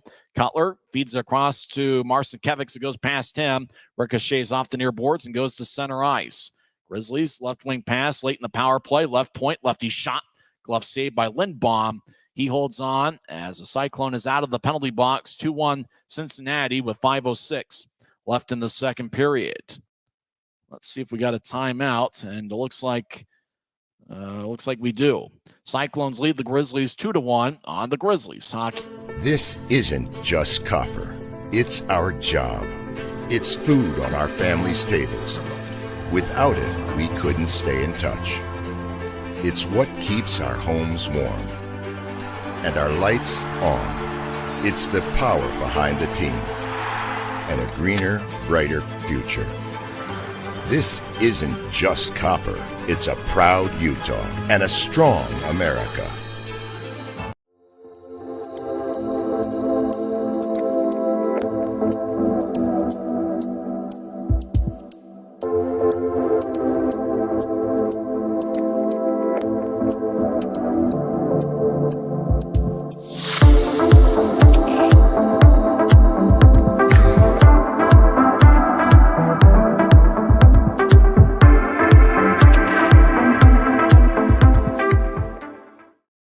.506 left in the second period. Louis Caparuso got a 2-minute holding the stick penalty. 12:54 in. Grizzlies yet to capitalize on the power play. They are 0 for 2 tonight. Cincinnati is yet to go on the power play. Cyclones have outshot the Grizzlies 25-14. Dante Januzzi has stopped 23 of 25. Lindbaum has saved 13 of 14. Off the draw, Grizzlies shot goes wide. We're skating 5-on-5. Messner along the near goal line. Back to Caron. One-timer is blocked. As Cincinnati back in the corner, Aragon pushes a Cyclone deep in the Cyclone zone. Cincinnati clears it out to center And the puck glides into the Grizzlies zone near side. Semick moves it ahead as the Cyclones take it away. Doherty centers it, goes back to the far circle. Now back to Doherty as the Cyclones skate from right to left. Semick behind his net, battles with two Cyclones. Cincinnati feeds it out in front. Shot saved by Januzzi. Rebound shot. Grizzlies tap it away. Puck along the near goal line. Penner in the area. Puck still in play. Utah's holding on to it. Januzzi dives on top of a teammate and looks like the puck is covered up. Well, there was a Grizzly player lying in the near goal line, and then I think once Januzzi realized that the Grizzlies player had the puck under him, Januzzi dove on top of the Grizzlies player to make sure that the whistle blew. 4:23 left in the second. As Cincinnati looking for that insurance goal here heading into the second intermission locker room. Grizzlies looking for the tying tally. As the draw is going to be in Utah's zone with 4:23 left in the second. It's the only time the Grizzlies will face the Cyclones in the regular season. Potentially, these teams can meet in the Western Conference Finals. Panwar takes the draw against Stapley. Stapley wins it. Mayhew around his net. Utah skates from left to right. Near wing pass to Wesley across the center ice. He carries it in. He'll tap it off the far wing boards, but everybody stops skating as it looks like the Grizzlies are offside with 4:14 left in the second. Cole Frazier flips the puck to the linesman. Frazier, as we mentioned before, a former Grizzly. He was on the Toledo roster in the 2021-22 campaign. I don't think he appeared in any games in that series. I think he was a scratch for the Walleye, who won the Western Conference Championship against the Grizzlies in 5 games. Utah neutral zone dumps it in. Lindbaum covers up, a Grizzly player chasing after it, and that's Stapley displaying outstanding speed. But Lindbaum covers up with 4:07 left in the second. Let's see. It looks like the draw is going to be in the Cincinnati zone. And that top forward line, I think Ryan Kanaswich has them on the ice for a reason, to see if they can get that tying goal. Burke, Stapley, and Gallant. Stapley once again will take the face-off against Sahil Panwar. Panwar from Ontario, 6'1", 185 pounds, 14 points in 18 games. As puck goes to the right side after the Cyclones win the face-off. And it bounced up in a Cyclone. They clear it out. Cincinnati to center ice, chases after it as it goes into the Grizzlies zone. Mayhew gets it. He skates around Januzzi's net towards the near side. He taps to Wesley, who fires a long-range quick pass towards Gallant. It goes past him, and deep in the Cyclone zone, the arm is raised by the linesman, and the Grizzlies are called for icing with 3:45 left in the second. So draw comes back towards Dante Januzzi, who's being backed up tonight by Will Cranley. Cranley yet to make his Grizzlies debut. He appeared in 6 games earlier this year with the Reading Royals. Stapley will take the draw. This time it's won by Cincinnati. Mayhew holds up a Cyclone along the near corner, along that beer pyramid that they're building. As Grizzlies bounce it out to center ice, Cyclones cycle it back into their own zone. Right wing pass, Cyclones at center ice, chip it ahead as they bounce it off a Grizzly. Bouncing puck high slot as Gallant slides it back to center ice off the far wing boards. Cyclones with the puck as they move it out to center ice. Bench areas are on the near side as we see it. Cutler delivers a hit. Puck near Cutler as Marcinkiewicz chases after it. After Messner dumps it in, Marcinkiewicz collides with Polino as the Cyclones moving out to center ice. Marcinkiewicz loses his stick. Now he gets tripped up. Cyclones enter as Panwall skates towards the net from the far side. Lefty shot saved by Januzzi as Marcinkiewicz gets it. Less than 3 minutes left in the second as he got a stick after losing it at neutral ice. He chips to the center ice logo for Yoon, who enters. Bounce off the boards for Marcinkiewicz. Trying to feed it back to Yoon. Pass goes just wide. Now Yoon out in front of the net to Messner. Shot saved by Lindbaum. Rebound goes to Cincinnati. They clear it out to center. Grizz chip it ahead. Now Cyclones take it away. They skeet down the middle. Righty shot. They fake it, and all the whistle blows. Boy, that saved the day for the Grizzlies. 2:32 left in the second as the Grizzlies turned it over at center ice, and the Cyclones must have been offside as they stopped the play. If they didn't stop the play, Cyclones would have had a breakaway. Looks like it's the Cyclones version of Pooch on the Pond tonight. A lot of dogs in attendance. As there's 2:32 left in the second. Don't forget to follow the Grizzlies on Facebook, Instagram, X, Snapchat, and TikTok. I'm on X at Tyson on Sports. Penner will take the draw neutral zone in a spot where it would be after an offside call. So it looks like the Cyclones were offside. And that's certainly good. They would have had a breakaway. Utah enters the zone. They center it from the left point. Cyclones pick it off. Cincinnati taps off the far boards. It hits off a linesman.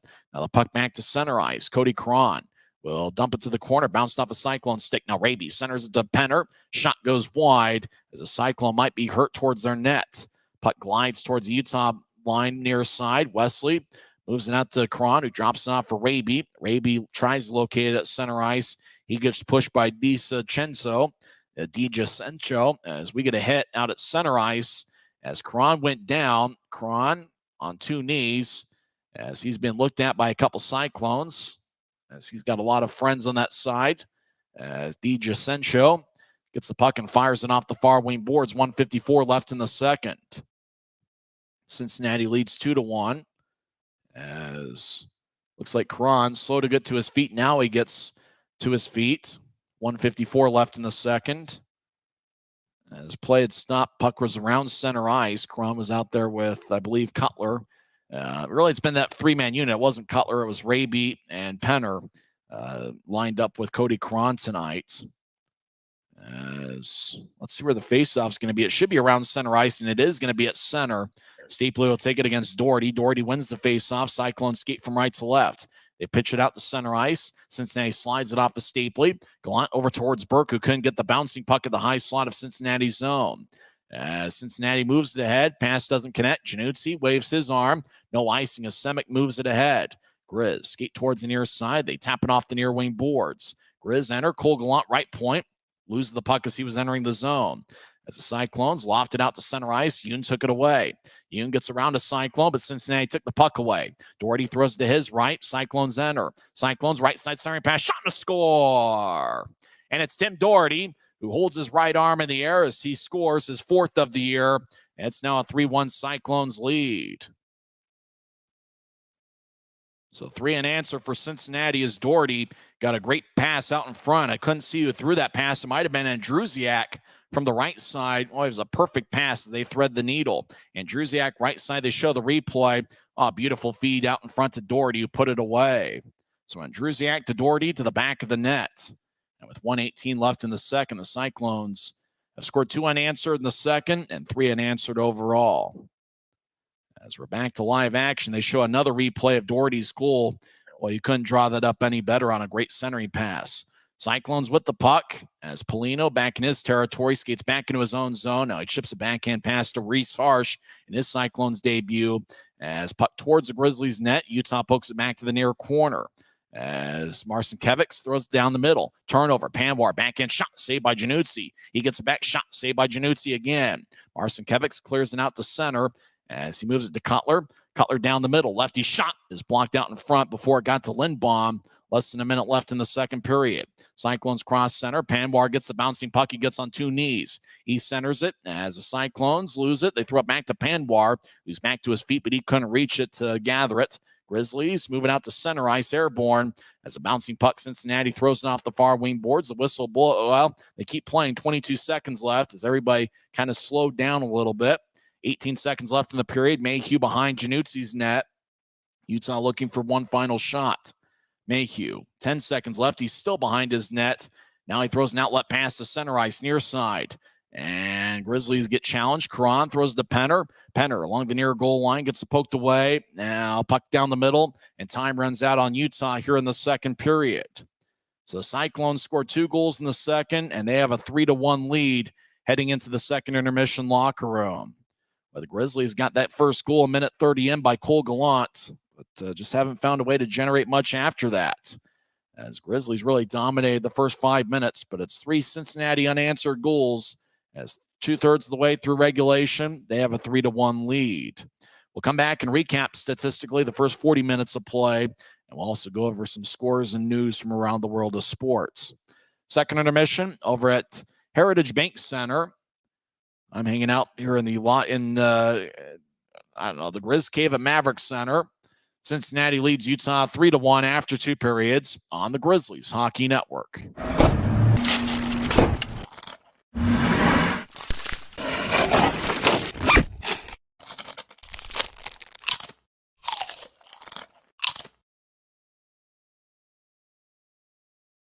This isn't just copper. It's our job. It's food on our families' tables. Without it, we couldn't stay in touch. It's what keeps our homes warm and our lights on. It's the power behind the team and a greener, brighter future. This isn't just copper. It's a proud Utah and a strong America.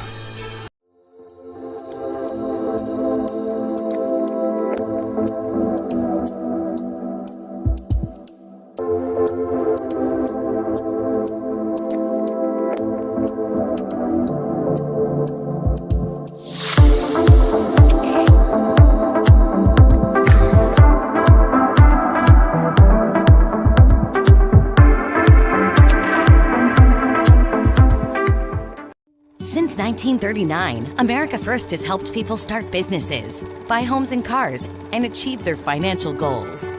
Today, our top priority is still the financial success of you and your family, which is why we're giving new members $100 when they sign up for a basic savings and checking account, and another $100 when they upgrade to premium checking and enroll in and use direct deposit. So head to AmericaFirst.com today and join the credit union that always puts its members first.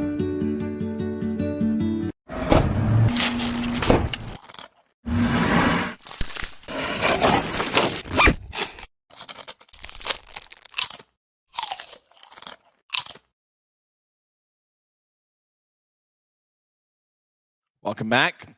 Looking on Flow Sports, looks like a guy who looks like Kenny G is doing the MC over at Heritage Bank Center, and the Cyclones have a 3-1 lead. Grizzlies did get on the board first. Cole Gallant 130 and got a sixth of the year, with Nathan Burke and Brett Stapley getting the assist. And was one of those.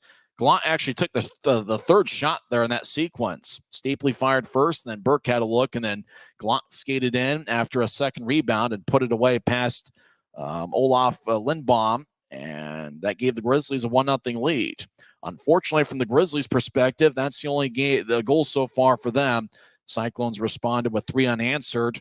Reese Harsh. Now, we're still trying to figure out, do you count it as the first pro goal, considering he scored 4 goals back in the EIHL with 5. It is his first goal in this league, first goal in North America in either the NHL, AHL, or ECHL levels. So I'm not sure if he saved the puck or not. He did score 4 goals in the EIHL, which is a pro league and actually a pretty good pro league. Harsh gets his first in a Cincinnati uniform. He was just signed by the Cyclones earlier today. The assist went to Holm and Diju Sento, Digiacinto. DiGiacinto, who really was just brought back to Cincinnati. He was part of the massive transaction wire over the last couple days with the Cyclones. He's got 2 goals. He's actually now got 3 goals and 9 assists after a 2-point game. With the Harsh goal, there is a little bit of controversy among the Grizzlies fans' eyes, as Brandon Cutler was clearly shown being tripped by Louis Caparuso right there next to the net. Cutler went down, and he got tripped up before Harsh scored the goal from the left wing. So I think Grizzlies fans would like to see, or they would have liked to have seen, a penalty called there to disallow the goal.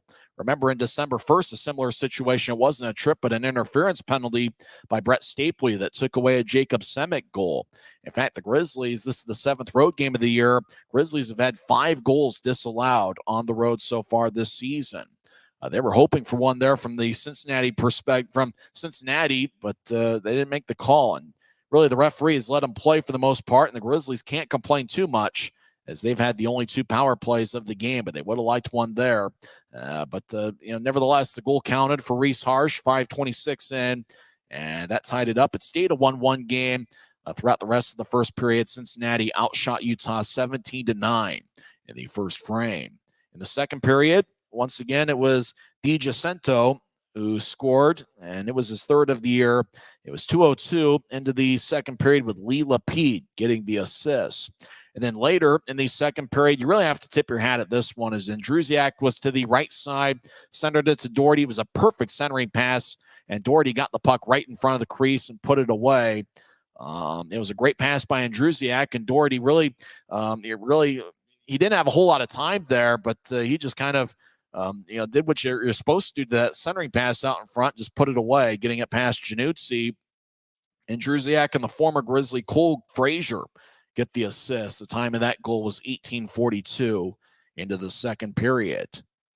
Utah had 2 power plays in the second. Lincoln Griffin got a high sticking minor, 9:37 in, and Louis Caparuso got 2 minutes for holding the stick. 12:54 into the second. Grizz got 1, maybe 2 shots on those power play situations. So Cyclones have a 2-goal lead. The Grizzlies are looking for a comeback. And unfortunately, when you're thinking about some of the common themes for the Grizzlies on the road, you know, the Grizzlies did a great job in that Allen series playing with the lead, at least in the 2 victories they had in that series. And remember, the one the Grizzlies lost last Friday, they had a 3-2 lead after 2 periods. You know, Allen scored 2 in the first, and the Grizzlies responded with 3 in the second. Unfortunately, with this being the 7th road game for Utah, it's been a continuing theme of getting behind by a goal, maybe 2 goals, and having to play catch-up the rest of the way. Unfortunately for the Grizzlies, that's the case once again, having to play catch-up, and we'll see if they'll make a comeback attempt here in the 3rd period. Utah's taken 15 shots. I mentioned Cincinnati outshot Utah 17-9 in the 1st period. In the second, it was a 2-1 margin. Cincinnati 12 shots to the Grizzlies 6. Nathan Burke leads Utah with 4 shots. Cole Gallant has 3. 2 shots each for Brett Stapley and Brandon Cutler, and then 1 shot for Kyle Mayhew, Mick Messner, Aaron Aragon, and Josh Wesley. Dante Januzzi has saved 26 of 29. Olaf Lindbaum has saved 14 of 15. Cincinnati is yet to go on the power play. Grizzlies are 0 for 2 in power play situations. Hey, you have to tip your hat to the Grizzlies for playing a disciplined game. You know, if there's one thing about the Cyclones that really stand out, it's their 25.5% power play so far this season. Yet through the first 40 minutes, the Grizzlies have done an outstanding job staying out of the penalty box. When we come back, we'll go over some scores from around the league as well as some NHL scores as the Cyclones lead the Grizzlies 3-1 as a bunch of people see themselves over in the big Jumbotron over at Heritage Bank Center, and that's what we're watching on Flow Sports now. As looks like a good Wednesday night crowd over in Cincinnati. There's a lot of dogs in attendance. Their version of Pooch on the Pond. I think it's Pucks and Paws, I think, or something like that's what they call it, as the Cyclones have a 3-1 lead on the Grizzlies Hockey Network.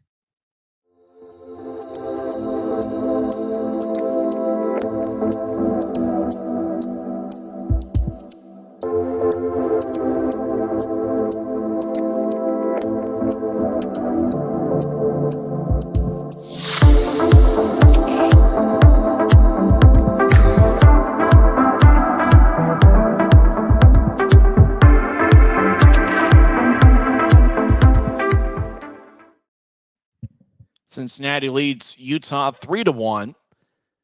As it really does look like they've done some work to Heritage Bank Center. In fact, I think they actually lost one of the conventions, either the Republican or Democratic convention, based on the fact that Heritage Bank Center was in bad shape. But it looks like they've done a lot of repairs to that place to modernize it.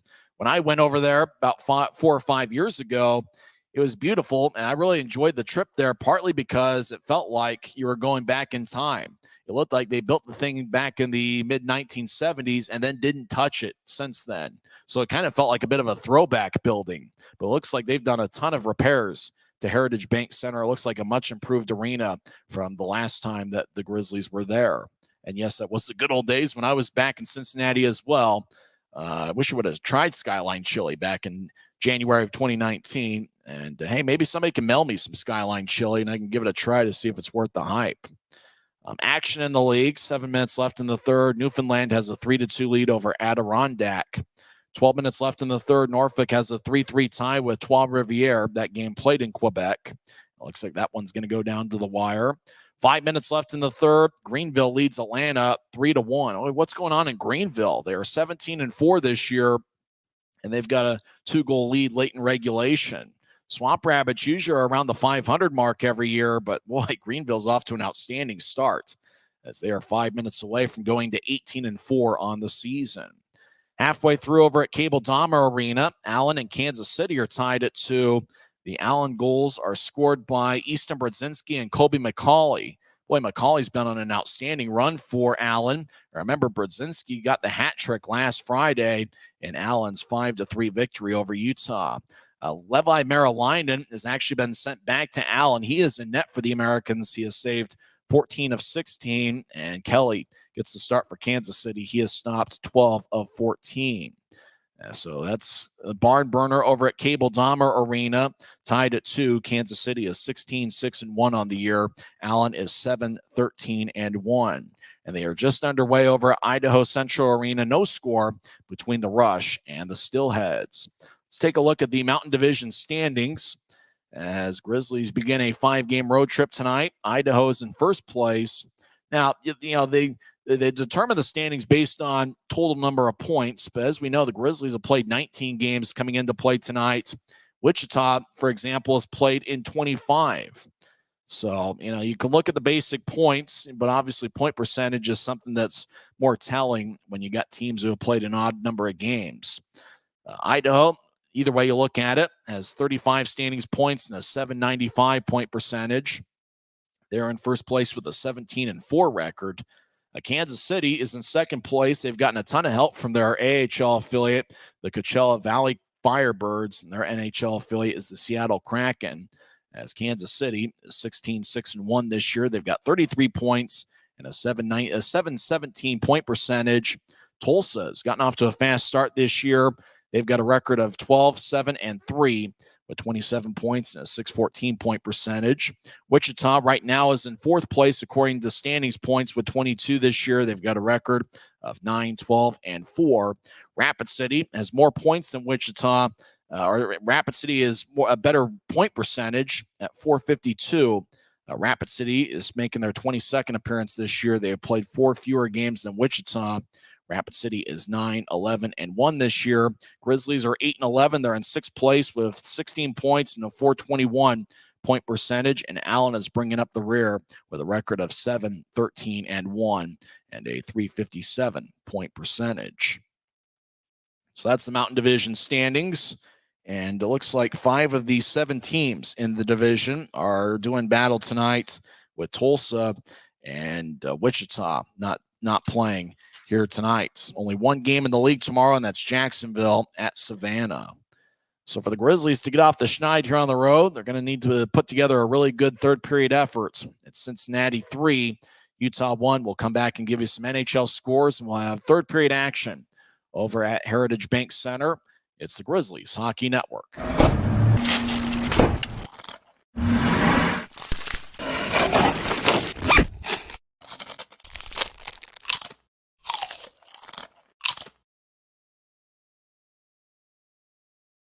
Since 1939, America First has helped people start businesses, buy homes and cars, and achieve their financial goals.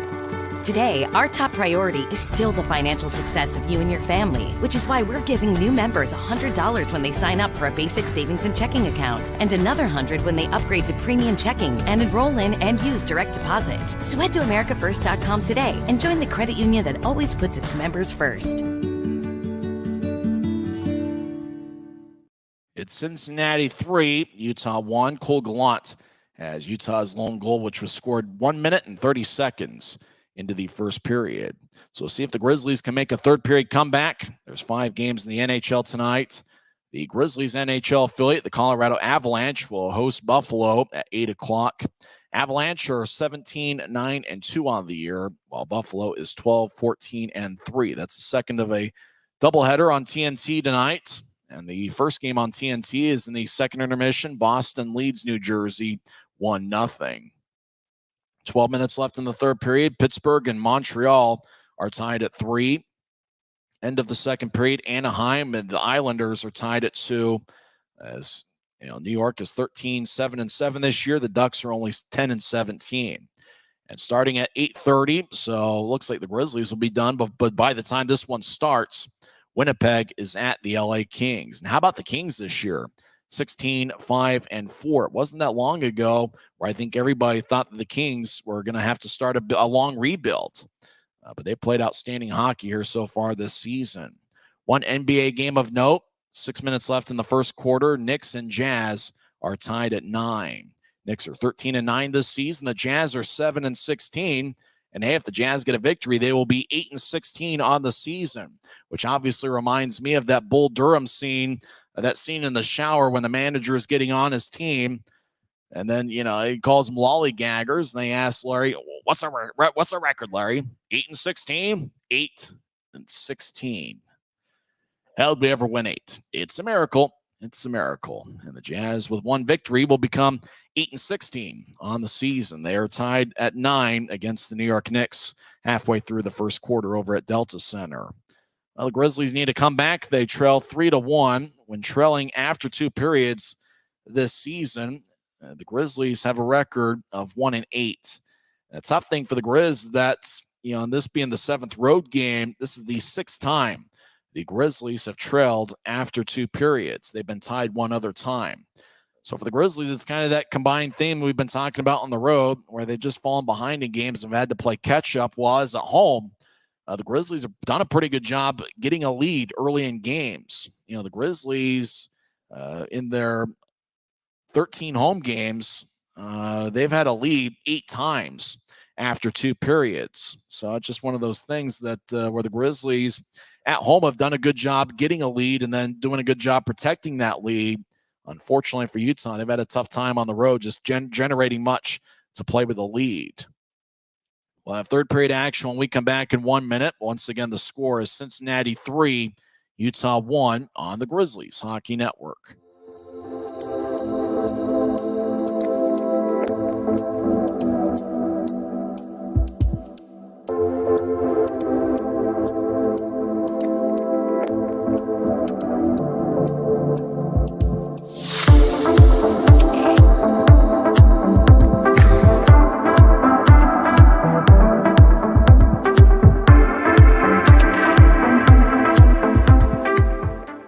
Expectations here will always remain high, and we'll continue to find a way.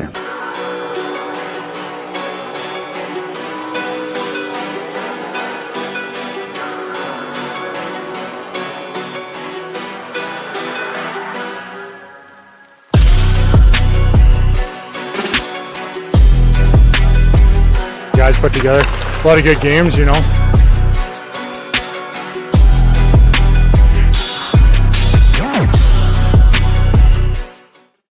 It's Cincinnati 3, Utah 1. The Grizz scored first. With minute 30 into the contest, Cincinnati has responded with 3 unanswered.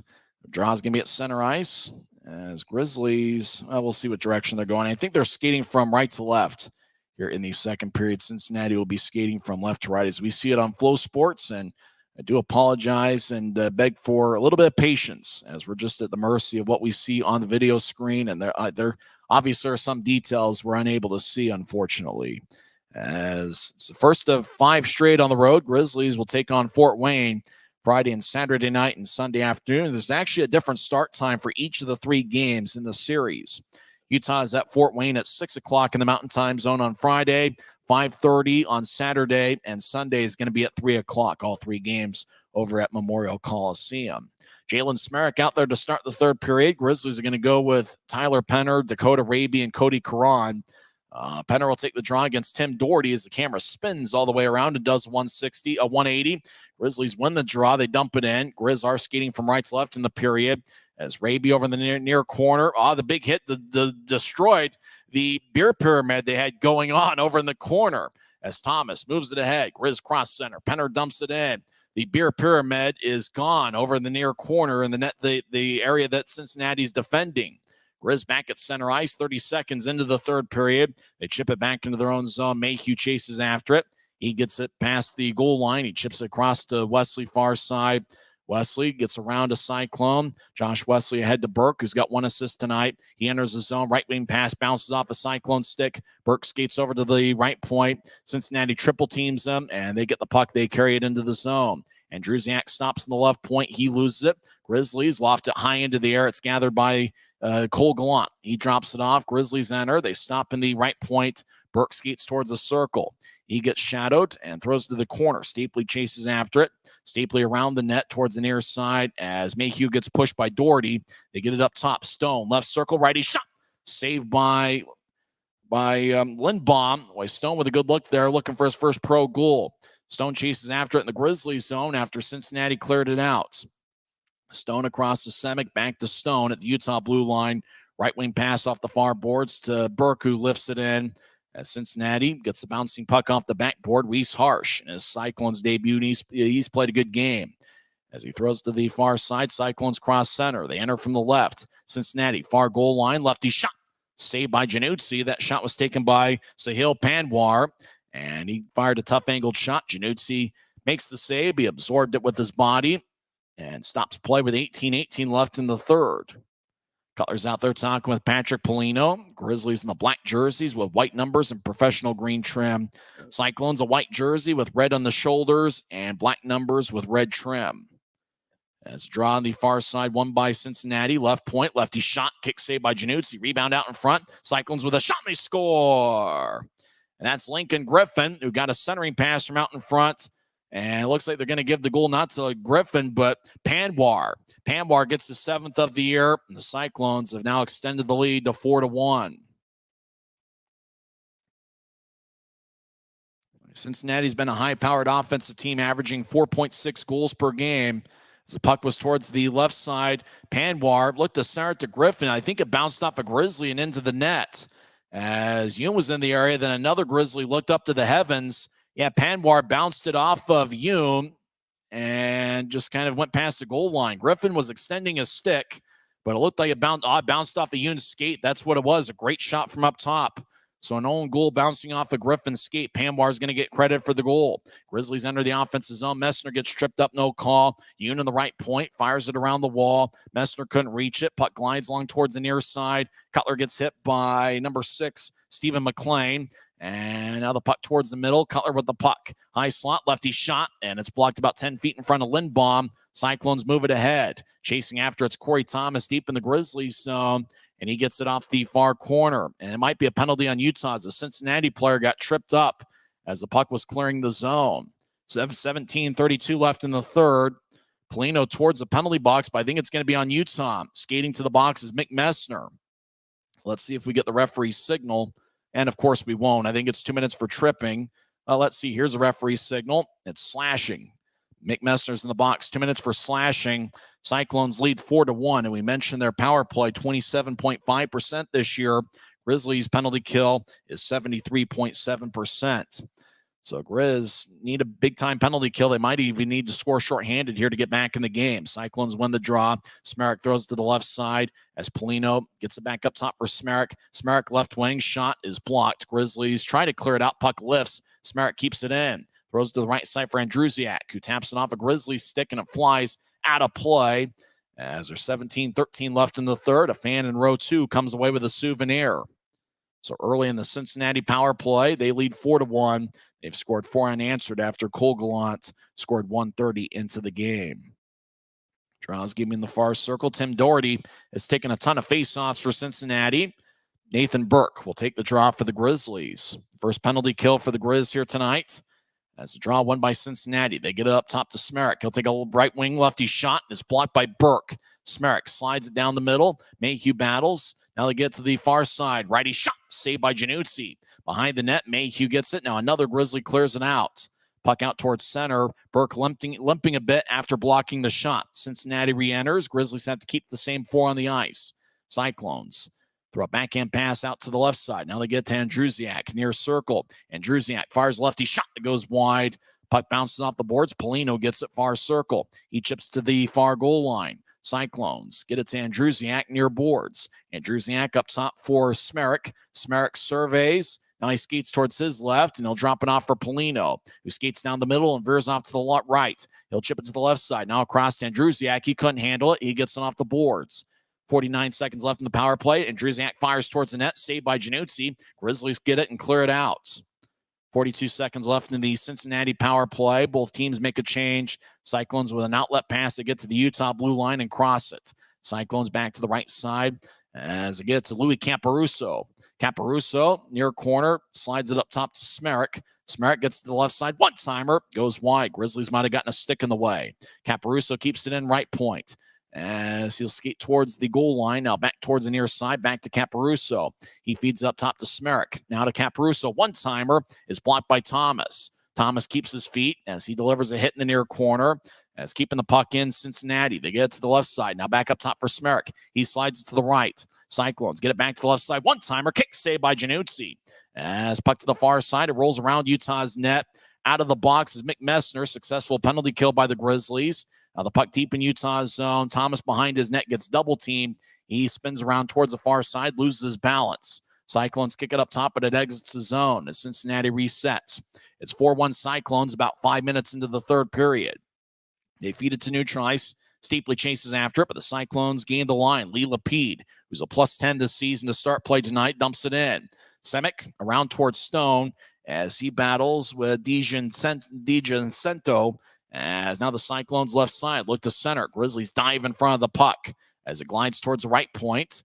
McLean rolls it around. Cyclones back to the right side as Panwar skates the high slot. Now he feeds it off the far wing boards.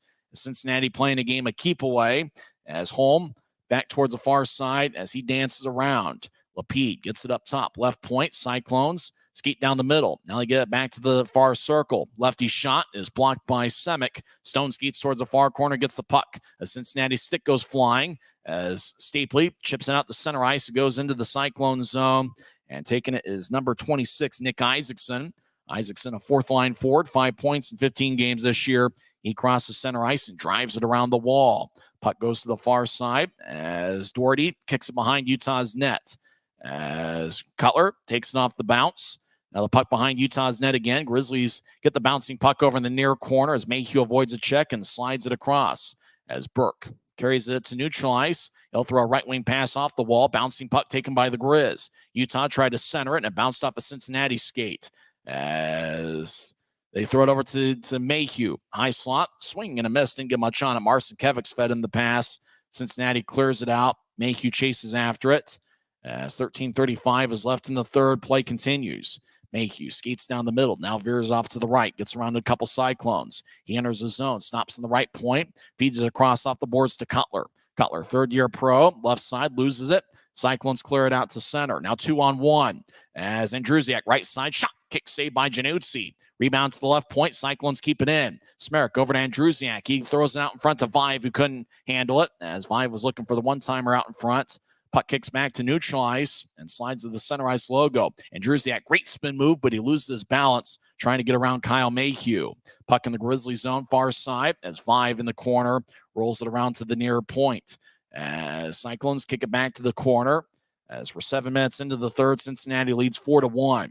Puck goes to the high slot. Shot is blocked. Vive glides over towards the far side slowly. Now around Cincinnati's net. Cyclones done a good job with puck possession in the third period. They kick it back to the near corner. Grizzlies deliver a hit on Vive. Yoon gets the puck. He'll move it to the far side. Grizz will cross center. As Stapley gets pushed. Now Cincinnati back in Grizzlies territory, moves it ahead. They re-enter. Patrick Polino, left circle, glides to the corner. He's being shadowed by Raby. Polino skates towards the slot. Now back to the left point. As Polino across to Harsh. And Druziak try to get it back to Harsh in the give and go from the right side. Grizzlies poke it back to center as the puck lifted high into the air and bounced at neutral ice. Cyclones move it ahead. Grizz pick it off as Thomas will ricochet off the far boards. It goes into the Cincinnati zone, and icing is on Utah with 11:59 left in the third. So Draw's going to come back towards Dante Januzzi. Like Grizzlies, talk about needing to get the puck in the offensive zone. And from the Grizzlies' perspective, boy, the puck has been over in the Grizzlies zone, it seems like the entire third period. As the Cyclones lead 4-1, Cincinnati has a 4-1 shot edge here in the third period and 33-16 overall. Neither team's been able to capitalize on the power play. Utah's 0-2, Cincinnati 0-1. Grizz win the face-off. Raby crosses center ice and dumps it in. As the Cyclones lifting out the center, they re-enter. They feed it off the near wing boards. Panwar tried to center it. It bounced off a Semick stick and goes in deep. As Panwar throws it to the left point. Now back towards Panwar. He gets it poked away. Right point. As the puck exits the zone, Panwar glides towards his left. Now backing out into Cyclones territory. He skates around the center ice logo. Now dropping off in the Cyclones zone. A defenseman throws a left wing pass. Cyclones enter. They stop at the point and chip it to the corner. As Polino gets hit by Raby. Polino takes 2 knees, gets back to his feet. Grizz with it as Thomas near side moves it out to center. Looking for Stapley, but the pass is wide as Cincinnati slides it back to the Utah blue line. As the Grizz have it with Raby. He'll skate towards the far side. He'll throw a diagonal right wing pass. Grizz dump it in from Cyclones territory as Cole Gallant, who's got Utah's lone goal, tried to kick it up top. Cyclones anticipated it and picked it off. Cincinnati crosses center ice and lifts one towards Januzzi, who gets it as it glided towards him. It originally was airborne and slid the last 20 feet towards the rookie netminder. 10:48 left in the third. Cincinnati leads 4-1 on the Grizzlies Hockey Network. This isn't just copper. It's our job. It's food on our family's tables. Without it, we couldn't stay in touch. It's what keeps our homes warm and our lights on. It's the power behind the team and a greener, brighter future. This isn't just copper. It's a proud Utah and a strong America. Cyclones had a 3-1 lead heading into the third period. Panbar scored 147 in, with McLean getting the assist. It's a 4-1 Cincinnati lead. Back after this. Maverick's new bean-to-cup machines always deliver a freshly ground cup of coffee on demand, so you can enjoy any of our premium roasts at their best, day or night, hot or iced. Enjoy a fresh cup today. It's Cincinnati 4, Utah 1, 10:48 left in the third. Cyclones have 33 shots to the Grizzlies 16. Looks like a good Wednesday night crowd over in Cincinnati. Neither team's been able to score on the power play. Utah 0 for 2, Cincinnati 0 for 1. McMessner got a slashing minor, 2:28 into the third period. Dante Januzzi has stopped 29 of 33, and Olaf Lindbaum has saved 15 of 16. The Cyclones have doubled up the Grizzlies on shots. There's a lot of fans being shown on the video board. We're back to live action. Grizz throw it out to center ice. Burke in the area, puck to the near side as Utah. Kyle Mayhew moves it ahead. Puck bounced off a Cincinnati stick.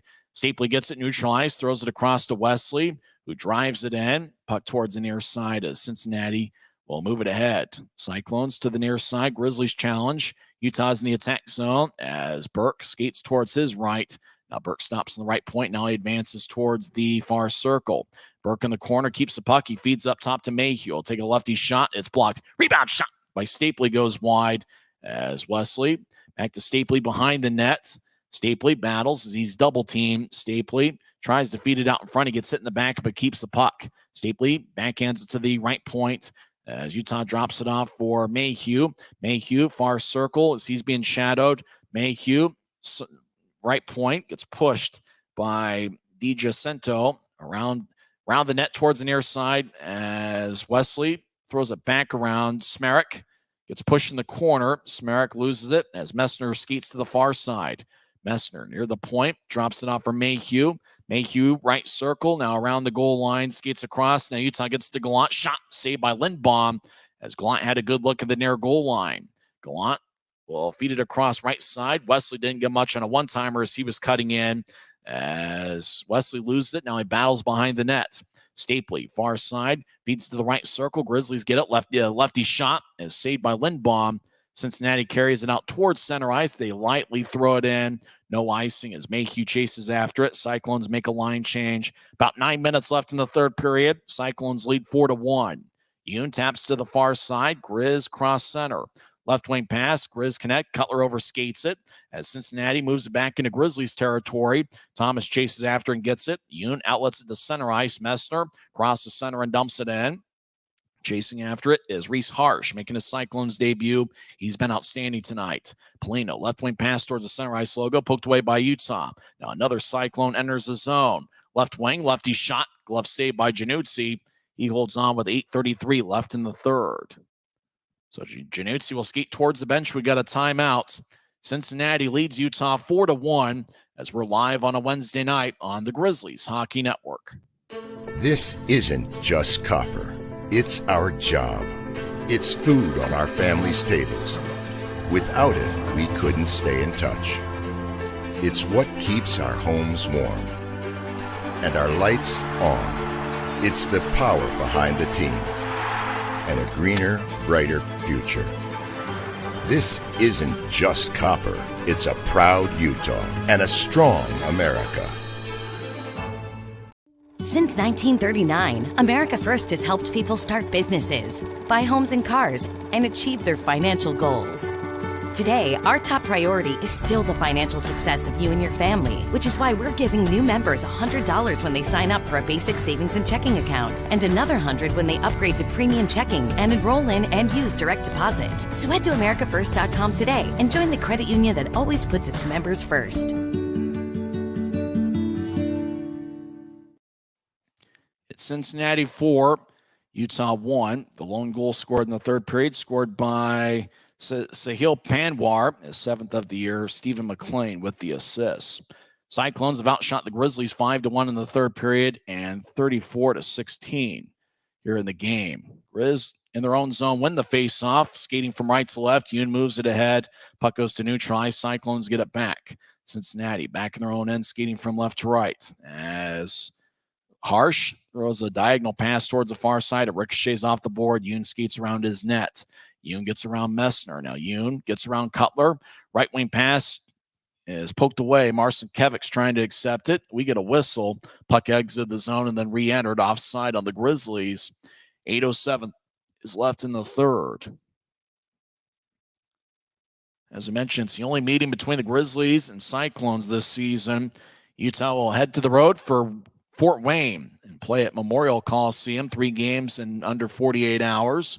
Next Grizzlies game will be Friday night. 6 o'clock face-off. Pre-game coverage at 5:50 as Grizz win the face-off, but it's back in their own zone as Andrusiak took it away after the Grizzlies tried to clear it out. Andrusiak being shadowed by Penner. Skates behind Utah's net. Andrusiak kicks it out in front. It goes to the high slot as Cincinnati with a righty shot that's blocked. That was taken by Cole Frazier, the former Grizzlies, got 1 assist tonight. Raby moves out to center ice. Grizzlies cross center and dump it in as Cody Cron chases after it in his return trip to Cincinnati. Good to see him out there. I was a little bit concerned. I hadn't seen him in a few shifts. As near side, Cincinnati moves it around a Grizzly out to center ice. Justin Vive lumbers into the zone. Right side centers it. Mayhew picks it off and feeds it off the far side. As Grizzlies kick it up to the left point, keeping it in. Smerrick, he'll take a lefty shot as blocked. As Raby glides it out to center ice as Cincinnati re-enters. Cyclones pass doesn't connect. We get a whistle as looked like Penner gets pushed. Everybody wants to go after Penner as he must have done something away from the screen. There's going to be a power play, and I think it's going to be on the I think the penalty is going to be on the Grizzlies. 7:09 left in the third. Cincinnati leads 4-1.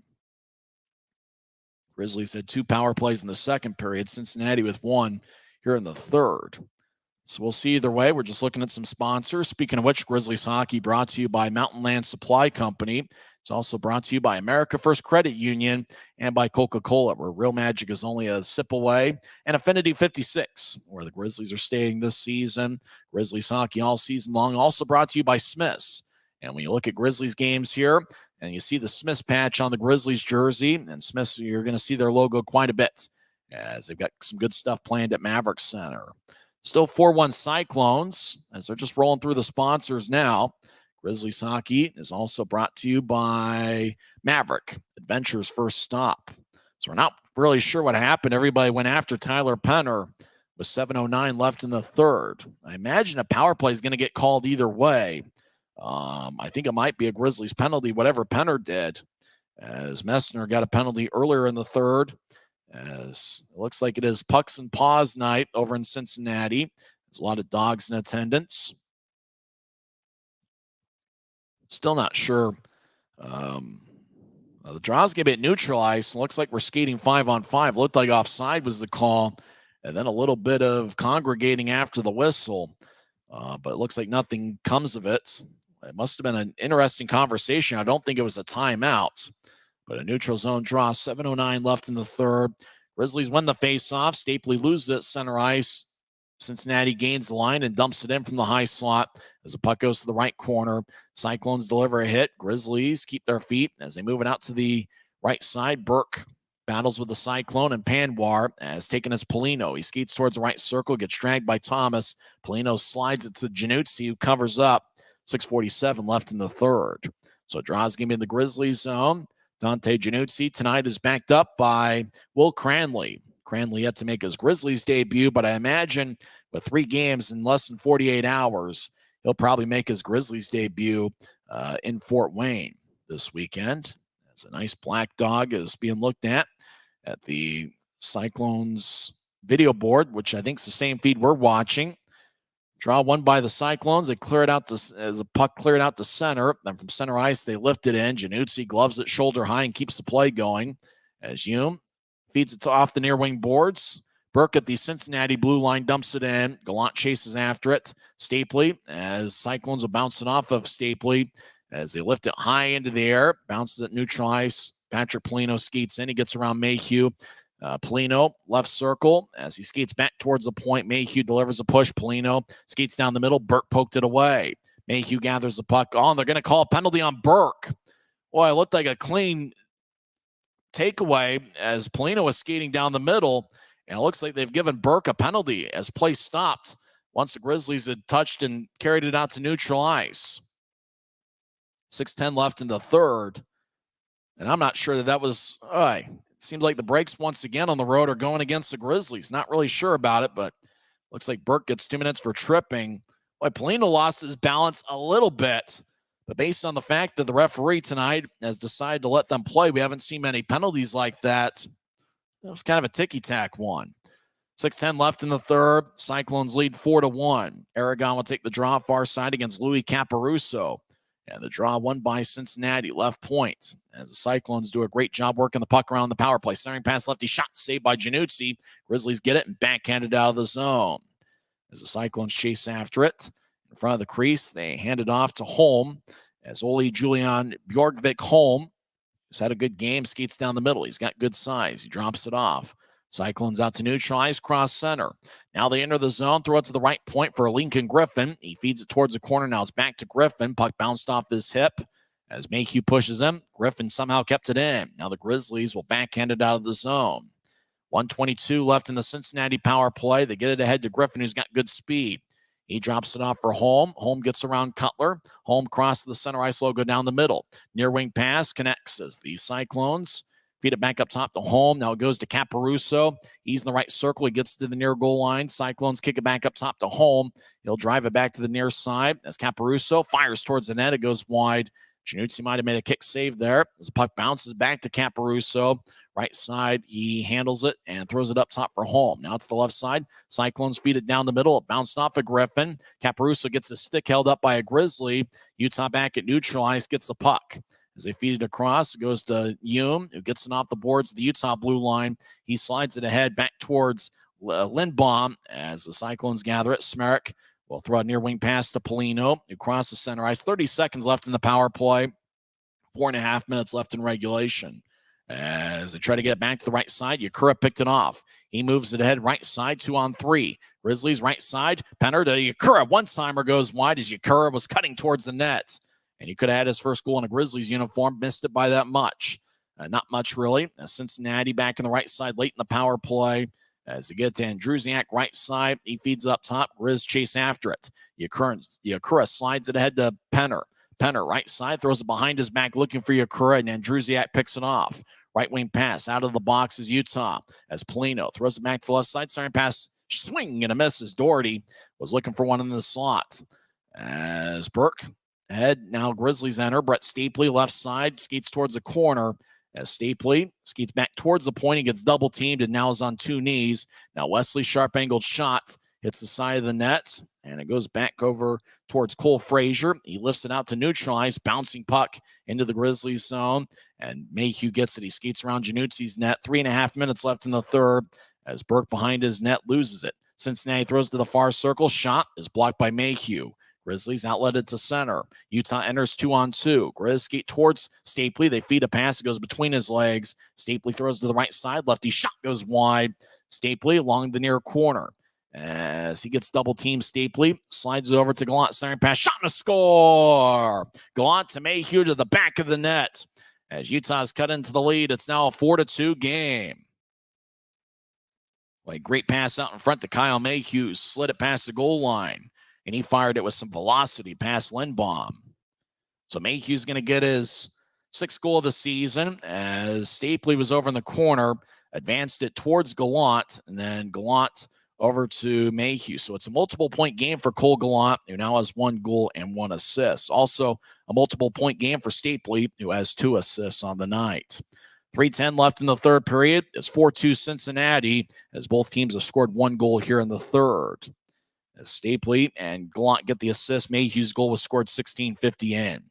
Utah wins the draw. They throw it back to the Cincinnati blue line. Cyclones slice it back to the Utah line as Thomas throws to the left wing. Did Utah get a piece of it? Cincinnati chases after it, and no icing. Less than 3 minutes left in the third, and now a turnover. Aragon backhand shot. Glove saved by Lindbaum. As Cincinnati turned it over right in front of their net, Aragon fired a backhand shot, and Lindbaum bailed him out. Boy, 4-2, but it could have been 4-3 there. But Lindbaum, with some quick thinking, was able to make the stop after the Cyclones turned it over in the wrong spot. 2:50 left in the third. As looks like it's a timeout. We'll come back in 30 seconds and find out how this one ends on the Grizzlies Hockey Network. Since 1939, America First has helped people start businesses, buy homes and cars, and achieve their financial goals.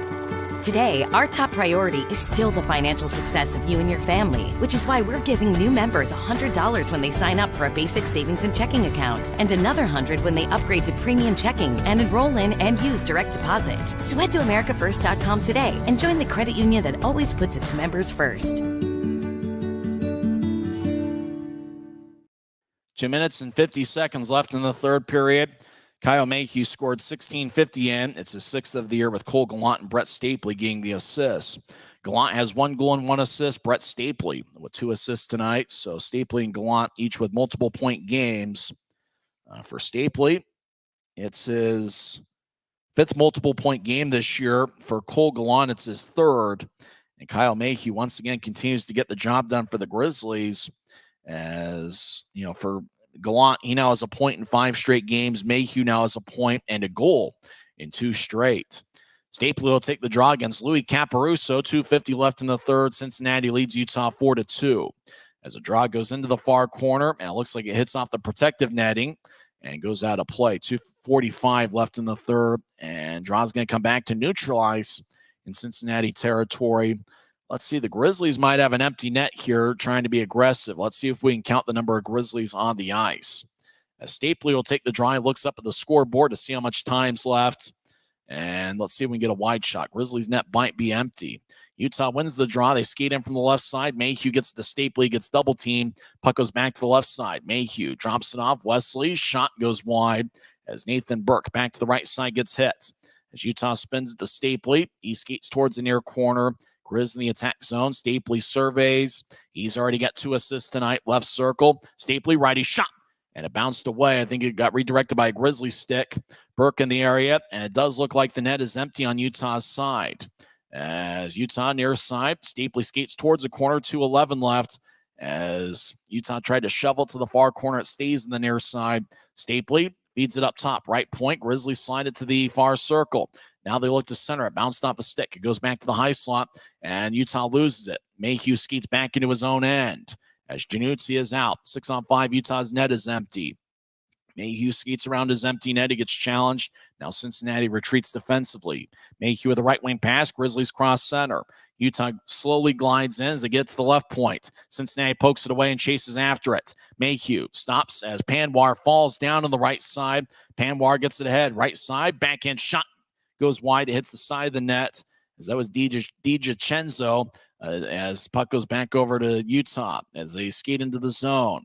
Burke, right side, lifts it into the corner as Cutler delivers a hit, as there's 1:18 left in the third. Cincinnati gathers it. They slide it towards the slot. Net is empty. Patrick Polino, right side, fires to the empty net, and he scores as this baby's in the refrigerator, as Patrick Polino gets his 10th of the year, and the Cyclones have taken a 5-2 lead. Patrick Polino skates past the Grizzlies bench to get to his bench to high-five everybody, as it looks like it's going to be a Cincinnati win, as their record is going to go to 11-9-1. Polino neutralized right side, just chipped it past Semick and went right in the middle of the net. As Polino, who really was outstanding against the Grizzlies last March in a 3-game series, as Penner will take the draw at center ice against Colton Kalezic, As looks like it's going to be a Cincinnati win.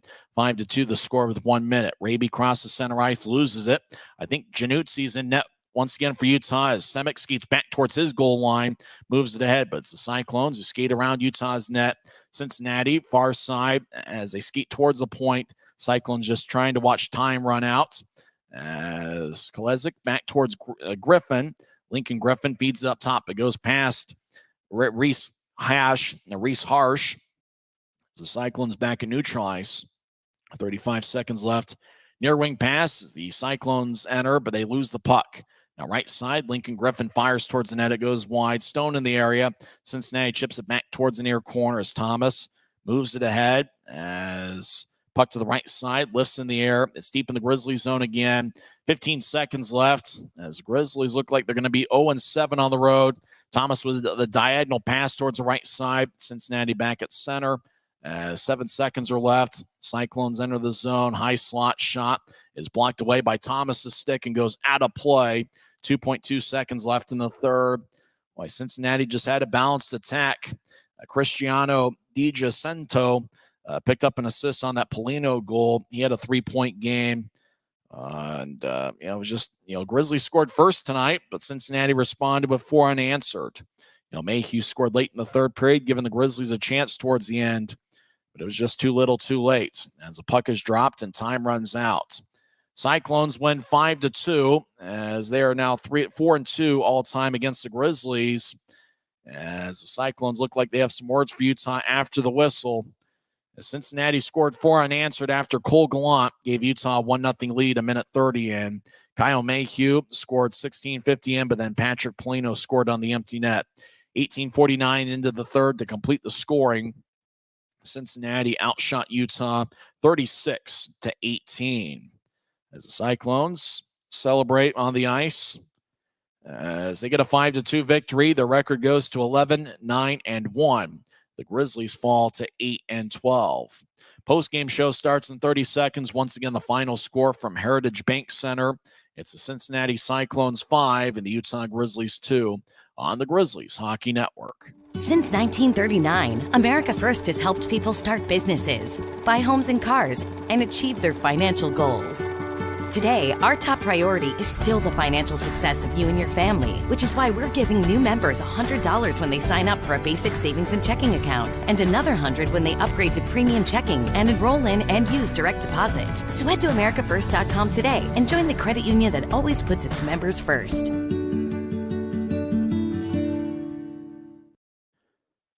Welcome back to Grizzlies Hockey as Utah loses for the 12th time this season. It's only the second loss that Utah has had after scoring first. Grizz got on the board a minute 30 in as Cole Gallant got a 6th of the year. Nathan Burke and Brett Stapley with the assist. And once again, it's that top forward line that's been getting the job done for Utah. And oddly enough, that forward line combined on Utah's 2 goals tonight.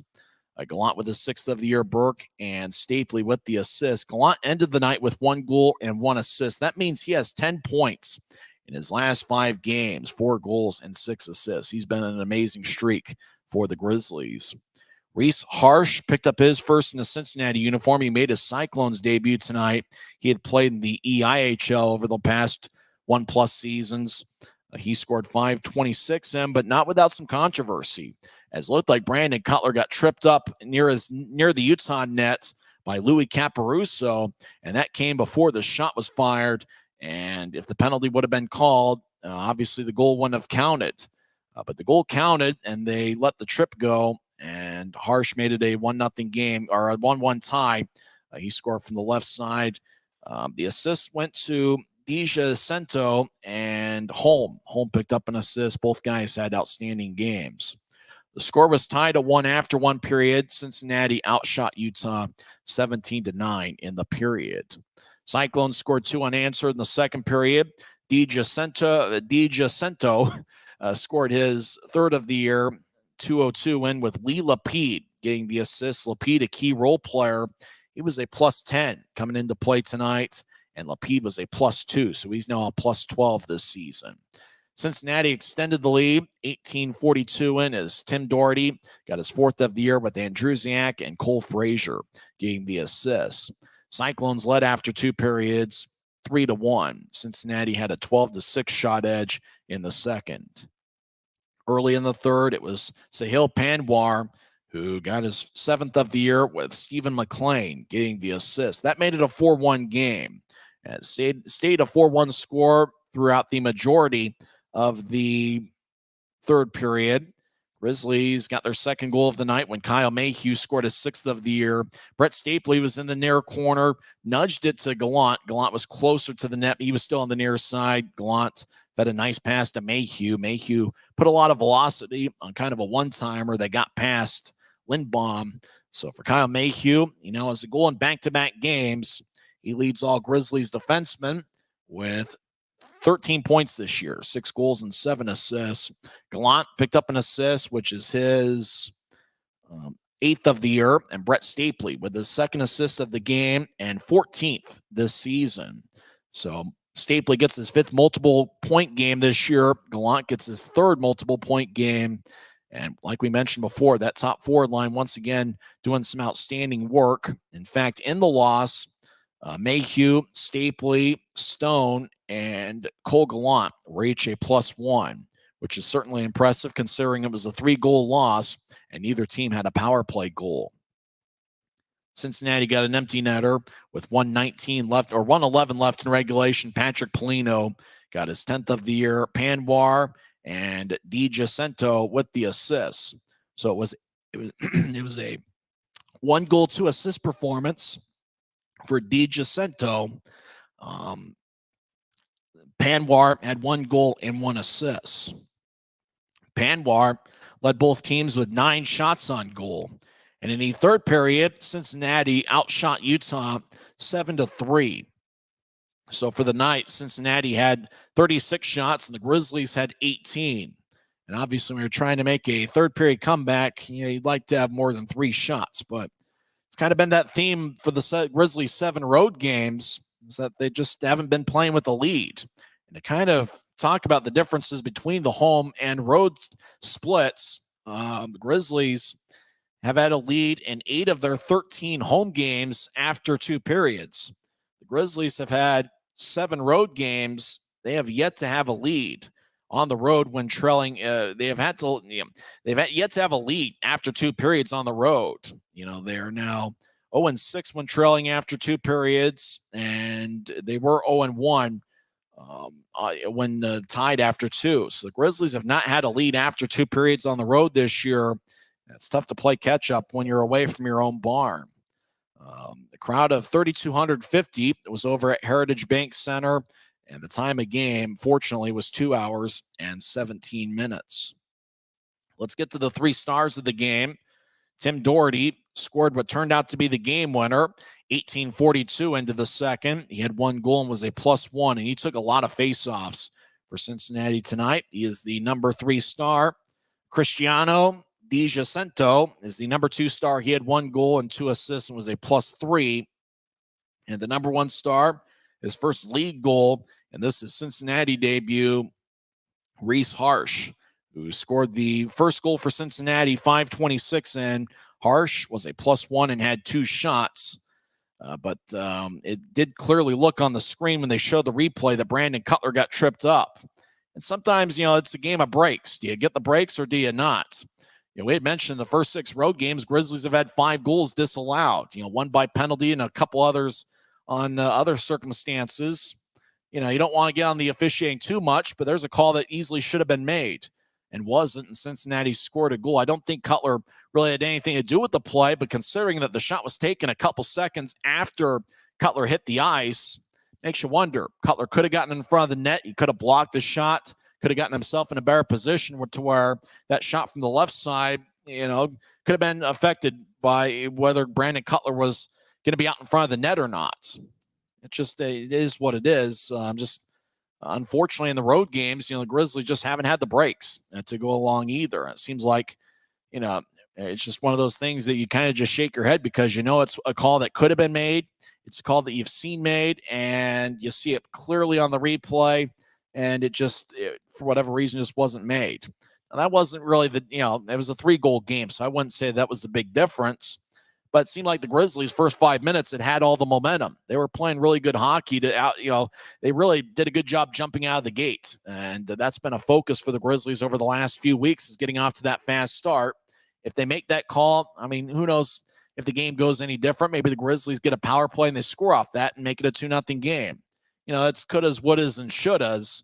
The unfortunate thing is on the road, the Grizzlies really have no choice but to say coulda, woulda, shoulda, and really, that's kind of the cry and the plea of a team that didn't win the hockey game. So Cincinnati wins the only meeting this season between the clubs. Utah is now 2-4 all time against Cincinnati. The Grizz will head back on the road, and they'll play Fort Wayne. I don't know if they're going to get on the bus immediately after the game and go to Fort Wayne, or if they're going to head there tomorrow. At some point, we might see Will Cranley making his Grizzlies debut. He backed up Dante Januzzi in net. Obviously, that fifth goal that Cincinnati scored was on an empty net.